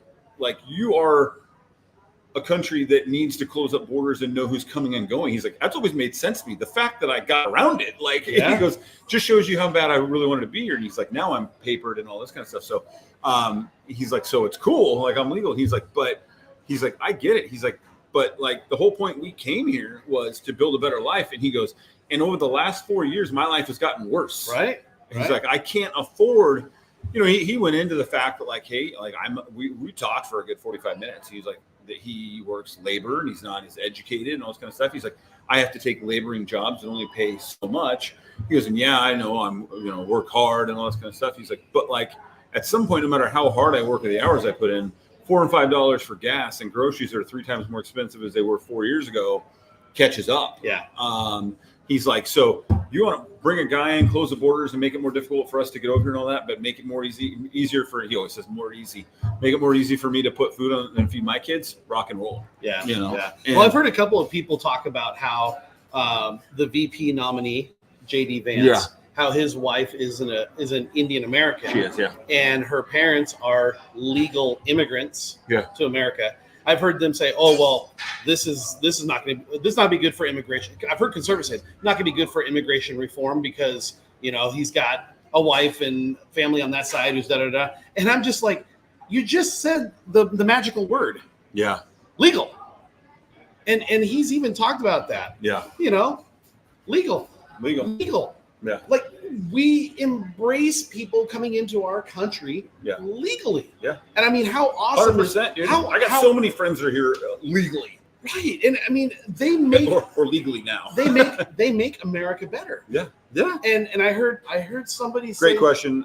Ed, we'll get to it. Keep going. Well, that's pretty the gist of it. What do we got here? So what are your thoughts on a person donating $45 to $50 million a month to a presidential election, Dem, Republican, or Independent? That's a good question. Here's my thought. I think this may be weird, I don't like it. Oh, okay. I was surprised to hear that. Yeah, unless it's anonymous. I've always said I think all donations to the presidential election should be anonymous. Interesting. It's his money. It's his money. Absolutely. Yeah. But my thought is that too many, all of them, Biden, Trump, Obama, Bush, Clinton, Bush, Reagan, Carter. I mean, we go all the way back. Yeah. Are influenced by their contributors. Definitely. And if you want to have clean politics that is for the American people, not for entities or businesses, then you can't have people donating $50 million. Because it'd be like this. Rory, I'm donating you this money. You're running for office. Yep. I'm donating you this money. It's no strings attached. Gosh, it'd be really great if that tax bill passed. Well, I think you bring up a good point. The thing is that, and I get it, it's their money. First off, I hate the fact that they're donating that much. Yeah. I'm thinking to myself, why don't you figure out a way to help those in need with that 45, Donate 50 million? yeah. But again, it's their money. I want it to be on the up and up, because if all of a sudden I see President Trump out there talking about how we're going to put Tesla plants in Ohio, in Michigan, in Wisconsin, then I'm going to know, he's true. influenced That's a good point. by Elon Musk. My thought though is like, if you receive $50 million in your election, but you don't know where it came from, that's different. That's what I'm saying. Right. If you don't know where it has to be anonymous. It has to be an anonymous donation that you don't get any credit for. I'm on board with that. Yeah. But that's the problem. When you're talking that big of money, there's only a few places it could come from. Somebody wants you to know, unless you're Soros. Yeah, that's a tough thing, and it's. I think Ed, I don't think there's any way to solve that quickly. Right. I hate. What's the word when you're championing for a cause? These people go. They do it for a living in Washington, where they try to get their bills passed. Ed, I know you know. Oh my God. They're stumping for a cause. Anyways, I hate those people. Oh, the word was right there. Yeah. Come on. I hate those people. Because it's just. What is the name? Most of them don't even believe in what they're doing. They're getting paid to do it. And not shills. Cap donations at $150 a month, and each politician gets X number of dollars funded publicly. Now, see, there is something we talked about this 4 years ago, I think, where I was like, hey, each politician gets $150 million or whatever it is. If you run out partway through the campaign, we'll know, because you're going to be stranded in Ohio somewhere, and you can't get home. Yeah. And I feel like that might be the best way to go about it. Why can't we think of that name? I am really stumped right now. It's right there on the tip of my tongue. Yeah, you're championing for a cause. You're. Boy, this is making for good podcast right now. You know what I'm saying, though. I but know, I just what the those hell people is are the paid. name? And honestly, you know where we saw a great example of it was in the movie Lincoln. Right. Oh, he yeah. has the hired guns. They're going out and getting votes for him. Might start with an E. LOL. No, I don't think so. No. Dang it. Anyway. It's right there. I just got it. But you know what I'm talking about. It's getting old sucks, man. Yeah, Lincoln had those guys that were out hired guns. James Spader in the movie Lincoln that was getting them the votes. And now, granted, that was for a phenomenal cause. But I'm saying you have corporations that hire these people to Ezra go. from high school is one of the lobbyists. Thank you. Lobbying. Damn it. Thank you, Ed. Thank you. Ed paid attention in school. Yeah. Ezra from high school is one for the pot industry. Yes, Ezra is. Yes.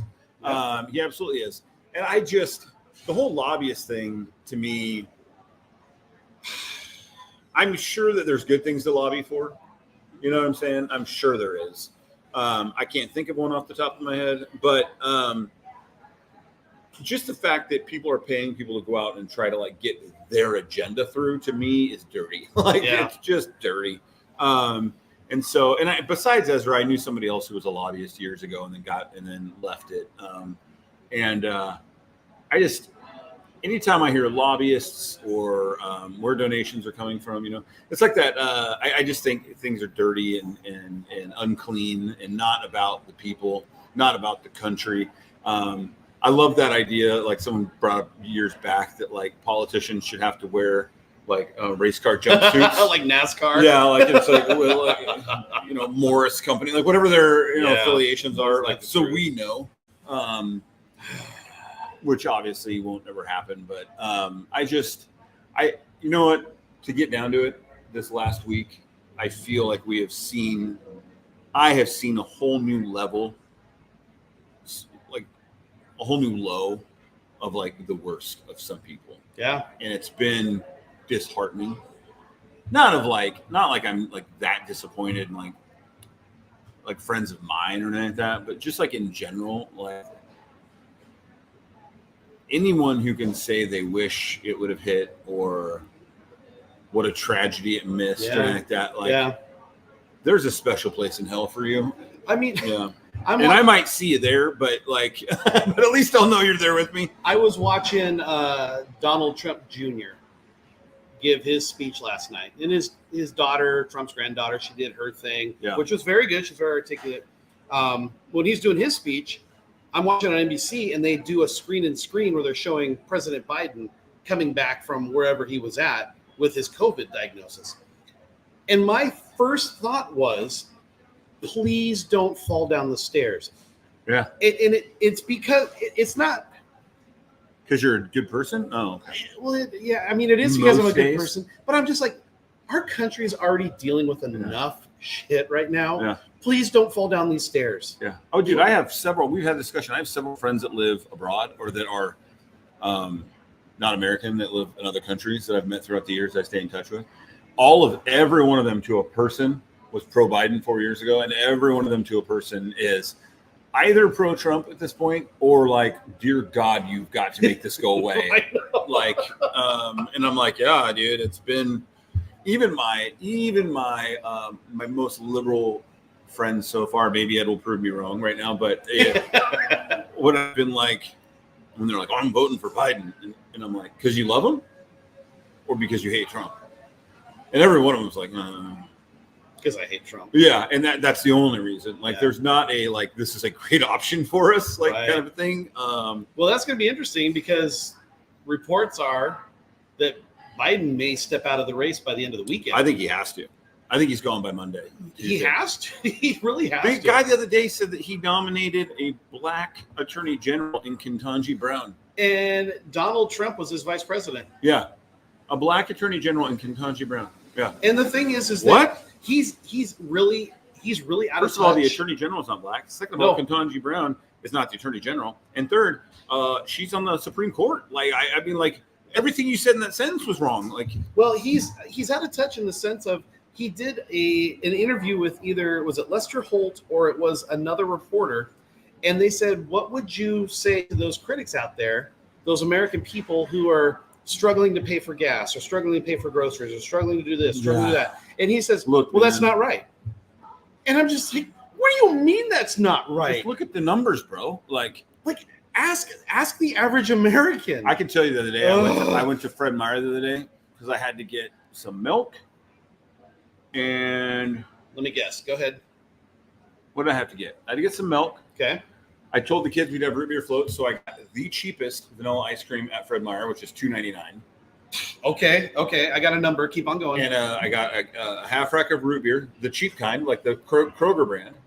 Okay. I got a number still. Anyways, what else did Maverick and I got? Some dog food. Okay. I got a number. They wanted some lemonade, so I got a country time thing of lemonade. Okay.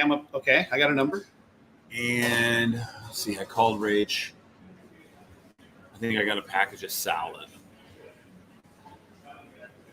And I ended up getting three. Actually, no, I ended up getting three of the cheapest root beers. Or like I got root beer, like cream soda. The kids like it, and I just keep it in the It lasts a while. And it was like, buy two get one free. Okay.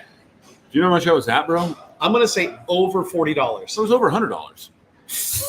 Or no, sorry. It was $88. It was $88. Oh my god! It was $88, dude. And I literally got the Fred. My poor dogs. I got them.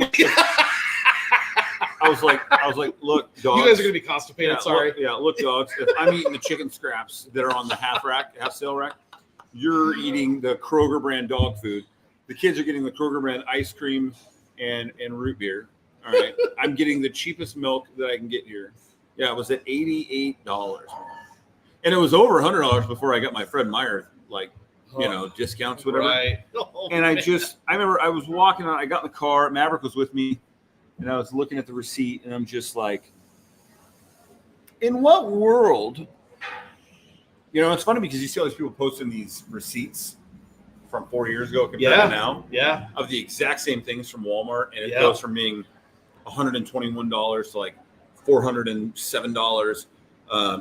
And each item is different, right? Like some things haven't increased as much as other items exponentially or whatever. But if you want me to consider voting for you, do not tell me it's not right. Right. When you have a cook in you're not buying the groceries. They're buying them for you, bringing them, they're making you a meal, and you're just sitting down. You haven't looked at the receipt. You have no idea. You don't know what the cost is, bro. Tell me that you're going to look into it and try to fix the problem, and tell me how you're going to fix the problem. Don't tell me I'm wrong. Like, you're essentially telling me I'm lying, or I'm making this up, or I'm an idiot. And he's going to take you behind the shed and beat you. Yeah, I just bro. It just drives me nuts. Even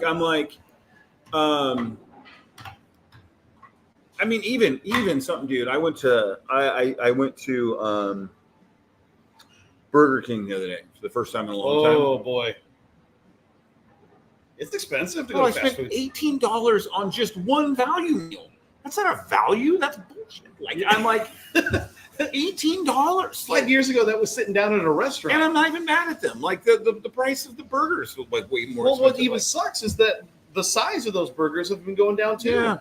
Price is going up. God bless In-N-Out Burger when I'm in California. Nothing changes in In-N-Out Burger. I don't know who they know and how they're getting those knockoff prices, but I remember we were just went to In-N-Out Burger when we were in California. Took the whole family of 6, and I could get us all value meals, $50. God bless you, In-N-Out Burger. Because think about that. If I was to get all 6 of us a meal at Burger King or McDonald's, it would be over $100 for a Burger King meal, bro. A Burger King. Remember you used to go to remember you were broke, so you used to go to McDonald's, right? Or Burger King. Oh yeah. Now it's even Taco Bell. Yeah. Taco Bell used to be I know this is going to hit me later, but I only got so many coins in my pocket. But I'm drunk and it's $2.30 and 99-cent tacos sound amazing. Now it's $15 tacos. Yeah, that's my biggest thing going forward in this election. I'm tired of being told no, that's wrong. Right. I got the receipts. Just acknowledge it, bro, and be like, hey, we got to do better, and tell me how you're going to do better, and we can have that conversation. Don't tell me I'm wrong. Yeah. Well, look at my tax return, buddy. I mean, you've got it over there in DC. Look at my tax return. Yeah, that'll give you your answers. Take a gander. It's just so upsetting. All right. Well, when I got my Mexican friends are like, we'll gladly risk deportation to have cheaper milk. That's where they're at. Anyways. Well, we got the president, the former president number 45 is going to be speaking tonight. What do you think? What do you think he's going to do? I got thoughts, but I want to hear yours first. What do you think his speech is going to be about?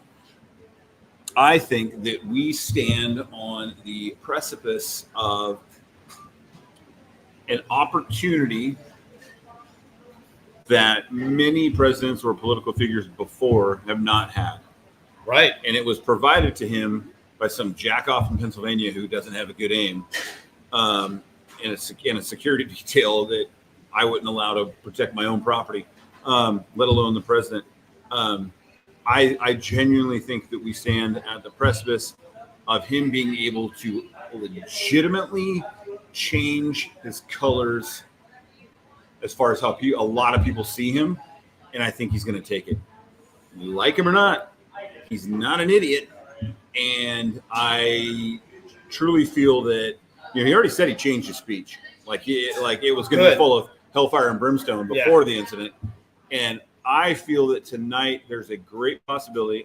Not to say that he won't go on the attack on President Biden, but I do feel like there is an opportunity here for him.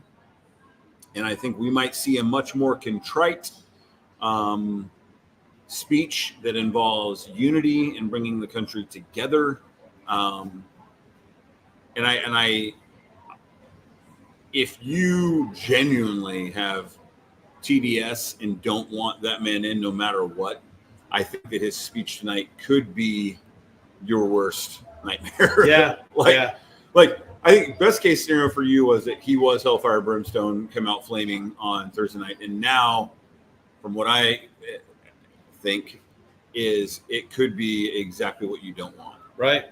Which is a compassionate. I agree. I think he's going to be contrite tonight. I think if he's going to go on the attack, I think the wise thing to do would be to go on the attack on the Democrat Party. And I think that there's ways you can attack them or even President Biden without direct attacks. But with what we were just talking about inflation, groceries, gas, cost of goods, cost of living. Yep. A lot of times the attacks don't have to be direct to be crippling. And so, I mean, that's my hope. I mean, there's been many times I've hoped the former president would do things and he doesn't do them.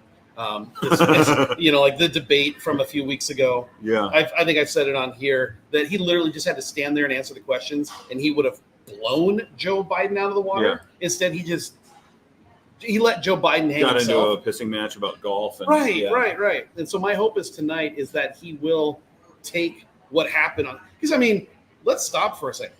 Bro came within millimeters of losing his life. Yeah. I mean, for anybody, that's got to rattle your cage. Yeah. And I'm really hoping that that's the tact he takes. Yeah, I agree with you. I hope so too. By the way, the idiot reporter on CNN the other day that was like, I don't agree with him standing up after being shot at and yelling, fight, fight, fight. I'm like, I don't agree with him being shot at. So like, I guess we both have gripes. The same person, she says, he should have been saying we need to come together in unity. I'm like, he's trying to be protected by Secret Service agents. Man, the fact that he was shot and didn't stand up with wet pants, like, you know what I mean? Like, right. It was just that whole comment to me. I was like, you just had your ear shot. You're that close to death, and you want him to even be like thinking about the correct thing to say in that moment. You're an idiot. You know, the one thing I love, and I've seen a couple of people. Like, at what point, Ed, do you like call CNN and your liberal pundits and be like, can we get somebody with half a brain? Like, I want our side to win, and this is not helping. Right. Like, right. And that's kind of how I felt in the past about the Republican Party. Yeah, I've felt the same way many times. Can we get these idiots out of the There were office? times when Rush Limbaugh was like the voice of the and I was shut like, up. oh God, like, yeah, will you please shut up? Join us when we talk. I'm like, nope. I do have to admit, I've seen a couple of social media posts where African Americans have totally run with the fist pump in the air, and they've done the explicit lyrics on the bottom. The internet's undefeated, bro. He's our man. Yeah. He's our man. Yeah. The internet is undefeated, dude. Yeah, there's been some memes out there that I've kind of chuckled and been like, all right, that's well played. Like, and I honestly, I think that at some point there's not humor to be found in the overall situation. No. But I do think that I go back to 1981, just a few days after Reagan was shot. Well, and I don't know if or it's not a few shot. days. Sorry, shot at. Right. I don't think it's a few days. Not He had long. to recover. Not long. Yeah. And he's giving that speech, and that balloon pops in the background, and he doesn't flinch, doesn't look up, and he just goes, "Missed me!" Like, and the whole place roars with laughter. And I was just like, way to capture that moment, and turn it into something of like where everyone in the room can be on the same page just for that moment, no matter what side of the aisle you're on. Yeah. And I do think that I really think that if you're a diehard liberal who doesn't like the man at all, I think that that was the worst thing that could have happened for just the way that all went down. Yeah.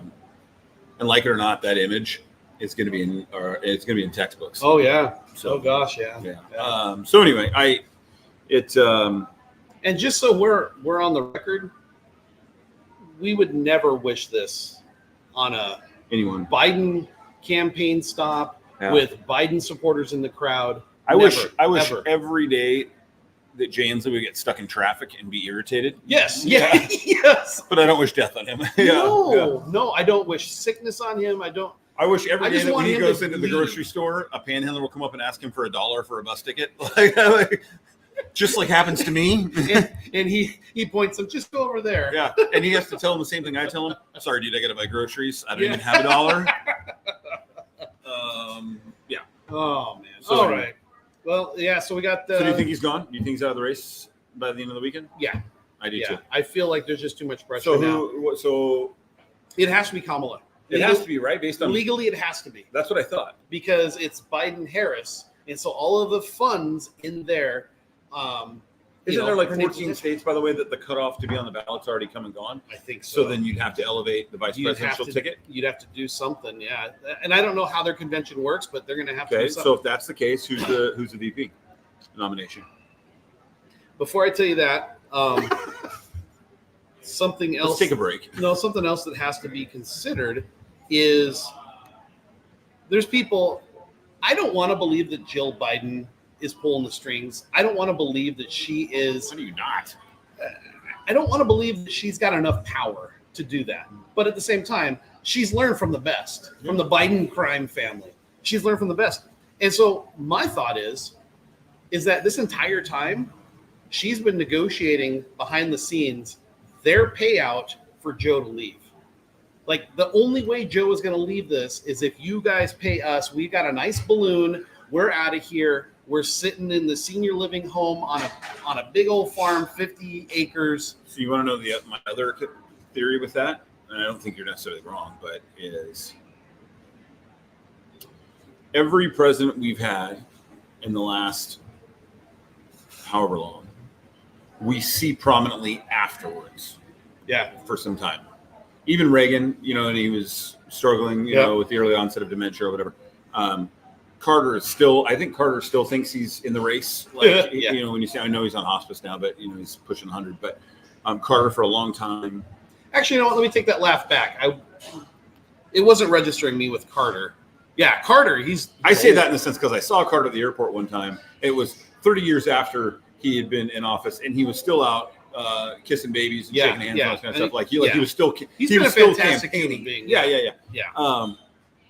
And then it was, and then whatever, like the first Mariah's watching. Yeah, the first President Bush, HW, and then Clinton, and then George W, and then Obama. Like, we always see them at events. Yeah. We always see them at charitable stuff. George W does a lot for military. They always, I love the relationship you see sometimes between like President Clinton and Laura Bush, or George Bush, or George W. Bush, and he's got a really good relationship with even I think Michelle Obama. Like, there's respect. It's an elite club, bro. But I'm just saying, you see them in public occasionally for events, for causes. I think that Biden goes away. I don't think we see him. I think you're right. I think maybe once in a blue moon, they wheel him out. But and I don't wish this on anybody.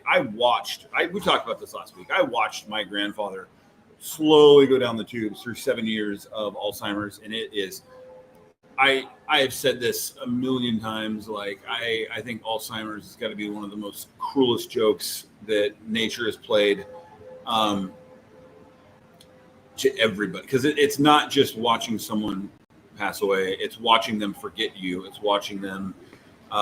It's feeling as if you're not important to that person anymore. I mean, there's so much that goes with it. It's horrible. And I don't want bad things by any stretch of imagination, but you see older people, once they have like not a lot of purpose anymore, it takes a grip quick. You take him out of where he at least feels like he's waking up and has to go be in front of people or something like that. And now he's just chilling on the farm. I think it could be quick. I think so too. And it's sad to think about. for anybody, it's Well, yeah, because he's a husband, he's a father, grandfather, right? You know, Right. and I think about that more than anything. Honestly, I think about the grandkids. I remember just watching my grandfather. It was so tough, and so I don't wish that, but I do think he steps aside. He'll finish the presidency. Absolutely. But what that looks like afterwards is going to be. Right. It's not going to be like seeing the other presidents out and about doing things. No, I don't think he's fit to do so. No. So, or he won't be. So, well, I feel like the right thing to do for the Democrats would be to bring Gavin Newsom into the mix. You were saying that, yeah. I think it also would be the worst thing for the Democrats to do because Gavin Newsom has been out there for the last 2+ on Joe Biden. Yeah. And it's like, really, bro? And also, like, I question his approval rating in California is not exactly high, and that's a Democratic stronghold. No, because I can't think of anybody else. I can't think of anybody else that would bring in. I don't see anybody. Here's the thing. People are like, well, he would win the California vote. Well, yeah, but he's going to anyways. Yeah, my dog could win the California vote. Except put a D on their chest. Democrats have the West Coast. Yeah, and you know what the irony is? It's kind of funny. Is you know where the Democratic stronghold is in California? It's Los Angeles County and San Francisco. Yeah. San Diego and like Orange County is actually more predominantly conservative, and that's because like Orange County's got money and they don't like people messing with their money. Right. So, but and I lived there, you know, for a while and saw it firsthand. But I don't know that there's anybody right now at the forefront that can inspire this late in the game, especially any states that might be toss-ups to suddenly go blazing blue. Yeah, that's the thing I keep thinking about. I'm like, okay, so you bring Newsom in. There's a lot of Californians that don't like him anymore, but they would still vote blue anyways, just because that's what they do. But who cares? Like, that's already. If I was Newsom, I would not want to be on the ticket. I would not want to be on the ticket. I would want to not be a part of this dumpster fire because whoever comes in, this is and isn't a knock on Kamala Harris, Vice President Kamala Harris, is that whoever comes in, it's going to be a dumpster fire until November. Yeah. I would not want to be associated with that. If I was Gavin Newsom, I'd be like, you know. And you're right. You're right, Hilda. She says, did you ever actually see Trump doing anything with former presidents either? No, they kicked him out of the club. Yeah. No, and I don't know if that's so much him as it is others, or, but I will be interested to see if he becomes president again, what it would be like after he leaves, if he's still got his faculties about him, but at his age. But that's a good point. It's, but then again, that could also be because he knew he was running again, and he wasn't looking at it as like a past life as well. But you got a good point, man. Yeah, that's a great point you make. You're going to have a sitting president who's not running for re-election, with a vice president who's now running for that spot, and a new vice president nomination. That's going to be the optics of it are a mess. Dumpster fire. That's going to be a hot mess. Honestly, I cannot wait for the Democrat convention. I'm going to buy some industrial bags of popcorn because I feel like how do you clean this up for the American people? I know I'm easily irritated about certain things, but did you see too when they brought the Gold Star families on last night? And yes. MSNBC cut away immediately. Oh, I did not know this. Yeah, MSNBC, Rachel Maddow, they cut away. Now, I don't know if it was a timing thing. I don't know. You know, but the fact that none of the other stations optics did, of that? Yeah, you got to be smarter. None of the other stations did it, whether it was intentional or not. Right when they're bringing the Gold Star families out, Rachel Maddow, not only does she cut away, but she brings on her guest who's laughing, and they're laughing about something. It's just the optics are really bad. Optics are horrible. Newsom has the chops and experience running a massive economy. Kentucky's governor plays well in a mixed sandbox, but is mostly unknown. I would love to see Pete run in 4 or 8 years. I don't think Pete can do it. I do agree with the Kentucky governor. Yeah. I've been learning more about him. I don't necessarily agree with his politics. Right. But he seems like a good dude. Like like there's people in Kentucky who say we don't agree with his politics, but man, does he make us feel like he cares? We talked about this last week, like the whole the bumper sticker of the friend of mine who is no matter what, vote blue or whatever. I'm not that guy. Like I never have. I have voted, even though all of you out there like, oh, he's conservative, blah blah blah, far right, this and that. I have voted blue several times in my life. Like I'm not the guy that goes down and it's just like red side. Like it's just not the way I roll. And hey, I'd post your comment, but for some reason, StreamYard is decided to take a crap. So it's not that I don't want to show your comment, Ed or Matt. It's that for some reason it's stopped, and so I can't show your comments. So sorry about that. So yeah, I would be interested to know. I just know that my main problem right now is inflation, cost of living, all that kind of stuff. And I really look, dude, Rory and I work with clients all the time that are balancing their budget, what they can afford in a house, what they need to make to move on, all this kind of stuff, and how much more difficult it has gotten in the last 4 years. And I just you can throw everything else aside. I know everyone gets wrapped up in the social stuff. I don't. I've for the last probably 8 to 12 years, I have said I don't care about the social stuff. The social stuff tends to come down to the will of the people. Anyways, really what America is now is a large business on a world economy. I want to know who can run the business. That's what I care about. And we've seen it firsthand. We've seen 5 families come to us and say we want to sell our house, and then have to say, you know what, actually we can't sell it right now. Yeah. This year alone, we've had no matter how much I make, no matter how much I'll make on the sale. Right. Can't afford to do it. Right. Which is why we rolled out our 1% listing fee. Pudding. But it's trying to help people. And I talked to Sam Kirby in Nevada, Las Vegas, our buddy Sam, yesterday. He's seeing the same thing there. And don't get me wrong, people are agents are busy and doing things, and you can talk. But I think also even agents that are busy and doing things, you can talk to any of them, and they will say they have a lot of people that aren't doing things because they just can't afford to. And that's where I'm at right now. I don't. And you can say what you want about Newsom, the chops and experience running a massive economy. California's not doing so hot, bro. And honestly, San Francisco was not doing so hot before. Who was the Democrat actress I saw on TV the other day that said there's no way in hell she'd vote for Newsom? She just moved her whole family out. She's and she said there's no way in hell she'd vote for him unless you want to see America turned into a massive California. And she's like, I grew up there my whole life, and they moved out to Texas or something. And she's like, I'm still a Democrat. I still vote majority blue, but that man is a cancer. Yeah, I think I've heard of this person. I can't remember who it was. Please make that post shareable. All right, I'll work on it, Mariah. But I just don't know that we can survive another 4 years of the rate that inflation is going up. And I mean, I'll be honest with you, I don't know that I can, no matter how much money we make, it's rough, dude. And something's got to be figured out there. Yeah. It's not going to work, dude. It's just not going to work. So, all right. Well, we got that. We got the finale tonight. Then we got whatever happens over the weekend, and then absolute bedlam. Yeah. God willing, the creek don't rise, and the. Josh, what kind of news is that going to be if he does step aside? Next, what is the news cycle going to look like? Oh, he's going to be what's the old phrase?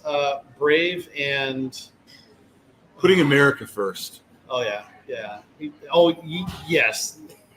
They're going to be fawning all over. It was so funny because he's so strong and brave. I saw the thing a week ago. Yeah, it's just getting shot at. Let me see. So 3 weeks after he had a abysmal performance at the debate, now he's strong and brave. It's so funny too because you can actually set your watch to some of these things. I saw an article or something 4 days ago that said you watch, and the next week President Biden is going to come down with an illness that's then going to convince him that he's not the man for the job going forward.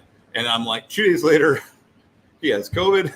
Yeah. And then very next day, I'm hearing all the reports coming out that he's about to step aside. It's funny. That was me last night in the house. As soon as I saw the report he had COVID, I went, oh, there it is. And I was, there it is. I'm just who are these truth sayers and fortune tellers that know these things? Well, Christy and Ryan were like, what do you mean? What do you mean? I said, there it is. Yeah. There's his excuse to drop out. And I'm here to tell you, I love all of my friends that are like, it's just a coincidence and blah, blah, blah. I've told this story before, and I don't ever tell the whole thing because it's still not public knowledge and stuff. When I was in the Marine Corps for a time, like I said, I was media liaison. I spoke to the media in like San Diego. I was like, if there was like a press conference of sorts, like I would answer questions, and I was very coached on what I was to say. And I am here to tell you that as the American public, okay, we know this much of what is going on, and I was told several times to lie directly to camera, to lie directly to families about actual events. To this day, families and people who got answers from me like don't know the truth of what happened. And so I know that a lot goes on behind closed doors. I've seen it, and then is portrayed differently. And so when people try to tell me like, oh, you're too much of a conspiracy theorist, I'm not a conspiracy theorist. I'm a factual believer that these things are what happened. Like, it just is what it is. Like, and you know, Sorry, I just wanted to see you. I wanted to see you again. It's like when folks tell me too, like, oh, I wish I knew what the CIA did. No, you don't. No, you don't. Like, you don't want to know what the CIA does. You don't want to know what the FBI does. You don't know anything about this stuff. You want to live your life happy and in believing that these folks have your best interests at heart, which is not the case at all. So, so God bless all of you out there who are like, oh, just, you know, Joe Biden, like the idiot that I saw the other day that said he believes that Fauci spent 45 years trying to protect American people. I'm like, what? Like, and I know some of you love Dr. Fauci, but even those who love Dr. Fauci have got to raise an eyebrow on some of the things. Anyway. Oh God. Yeah, you can be mad. You can call me out for being a conspiracy theorist all you want. My feelings are not hurt. I have seen behind the curtain. I know that the wizard is not really a wizard, and the sooner you admit that to yourselves, the better off you'll be. Oh, gosh. All right, we've been on for 2 hours. I know, it's crazy. It's the longest show we've had. You guys said we'd never do that. The longest show we've ever had was with Dibs. Oh yeah, talking about race for 3.5 hours. That was a long show. That was like a what's his face from Spotify? Oh, Rogan. That was like a Rogan show, dude. Just hey, you got plans today? No, let's talk all day and broadcast it. Like, oh my god! I'm gonna get some coffee. Keep going. Yeah, I'll be right back. Anybody want something from the store? Get some more cowboy coffee. So, all right, guys. Hey, I'm always raising an eyebrow. I know you are, gents. Like, yeah, it's so. Hey, thanks for joining us, guys. Thanks for being a part of this chaos. I'm going to say it right now. If you're one of those folks that wishes Trump would have been shot, please unfriend me. Never talk to me again. You're a terrible human being. You suck at life, and I don't want to be around you. You've been waiting 2 hours to say that, haven't you? Yeah, I have. Anybody who's like god awful. You're going to take that soundbite now. And most of the people that have said it are all the people who are like, I don't believe in capital punishment or AR-15s. Oh, he was trying to kill someone with an AR-15? Like I've always said, I believe in AR-15s, and some people need to die. Your hypocrisy knows no bounds, Doc Holliday. Oh, God. You got a little something right there. It's embarrassment. All right. Oh. Love you guys. All right. We'll see you next week. I'll see you next week. Dude, enjoy the show the next few days. Get the popcorn. Settle in. See ya. That was wonderful. Bravo! I loved that. Oh, it was great. Well, it was pretty good. Well, it wasn't bad. Well, there were parts of it that weren't very good, though. It could have been a lot better. I didn't really like it. It was pretty terrible. It was bad. It was awful. It was terrible. Get him away! Hey,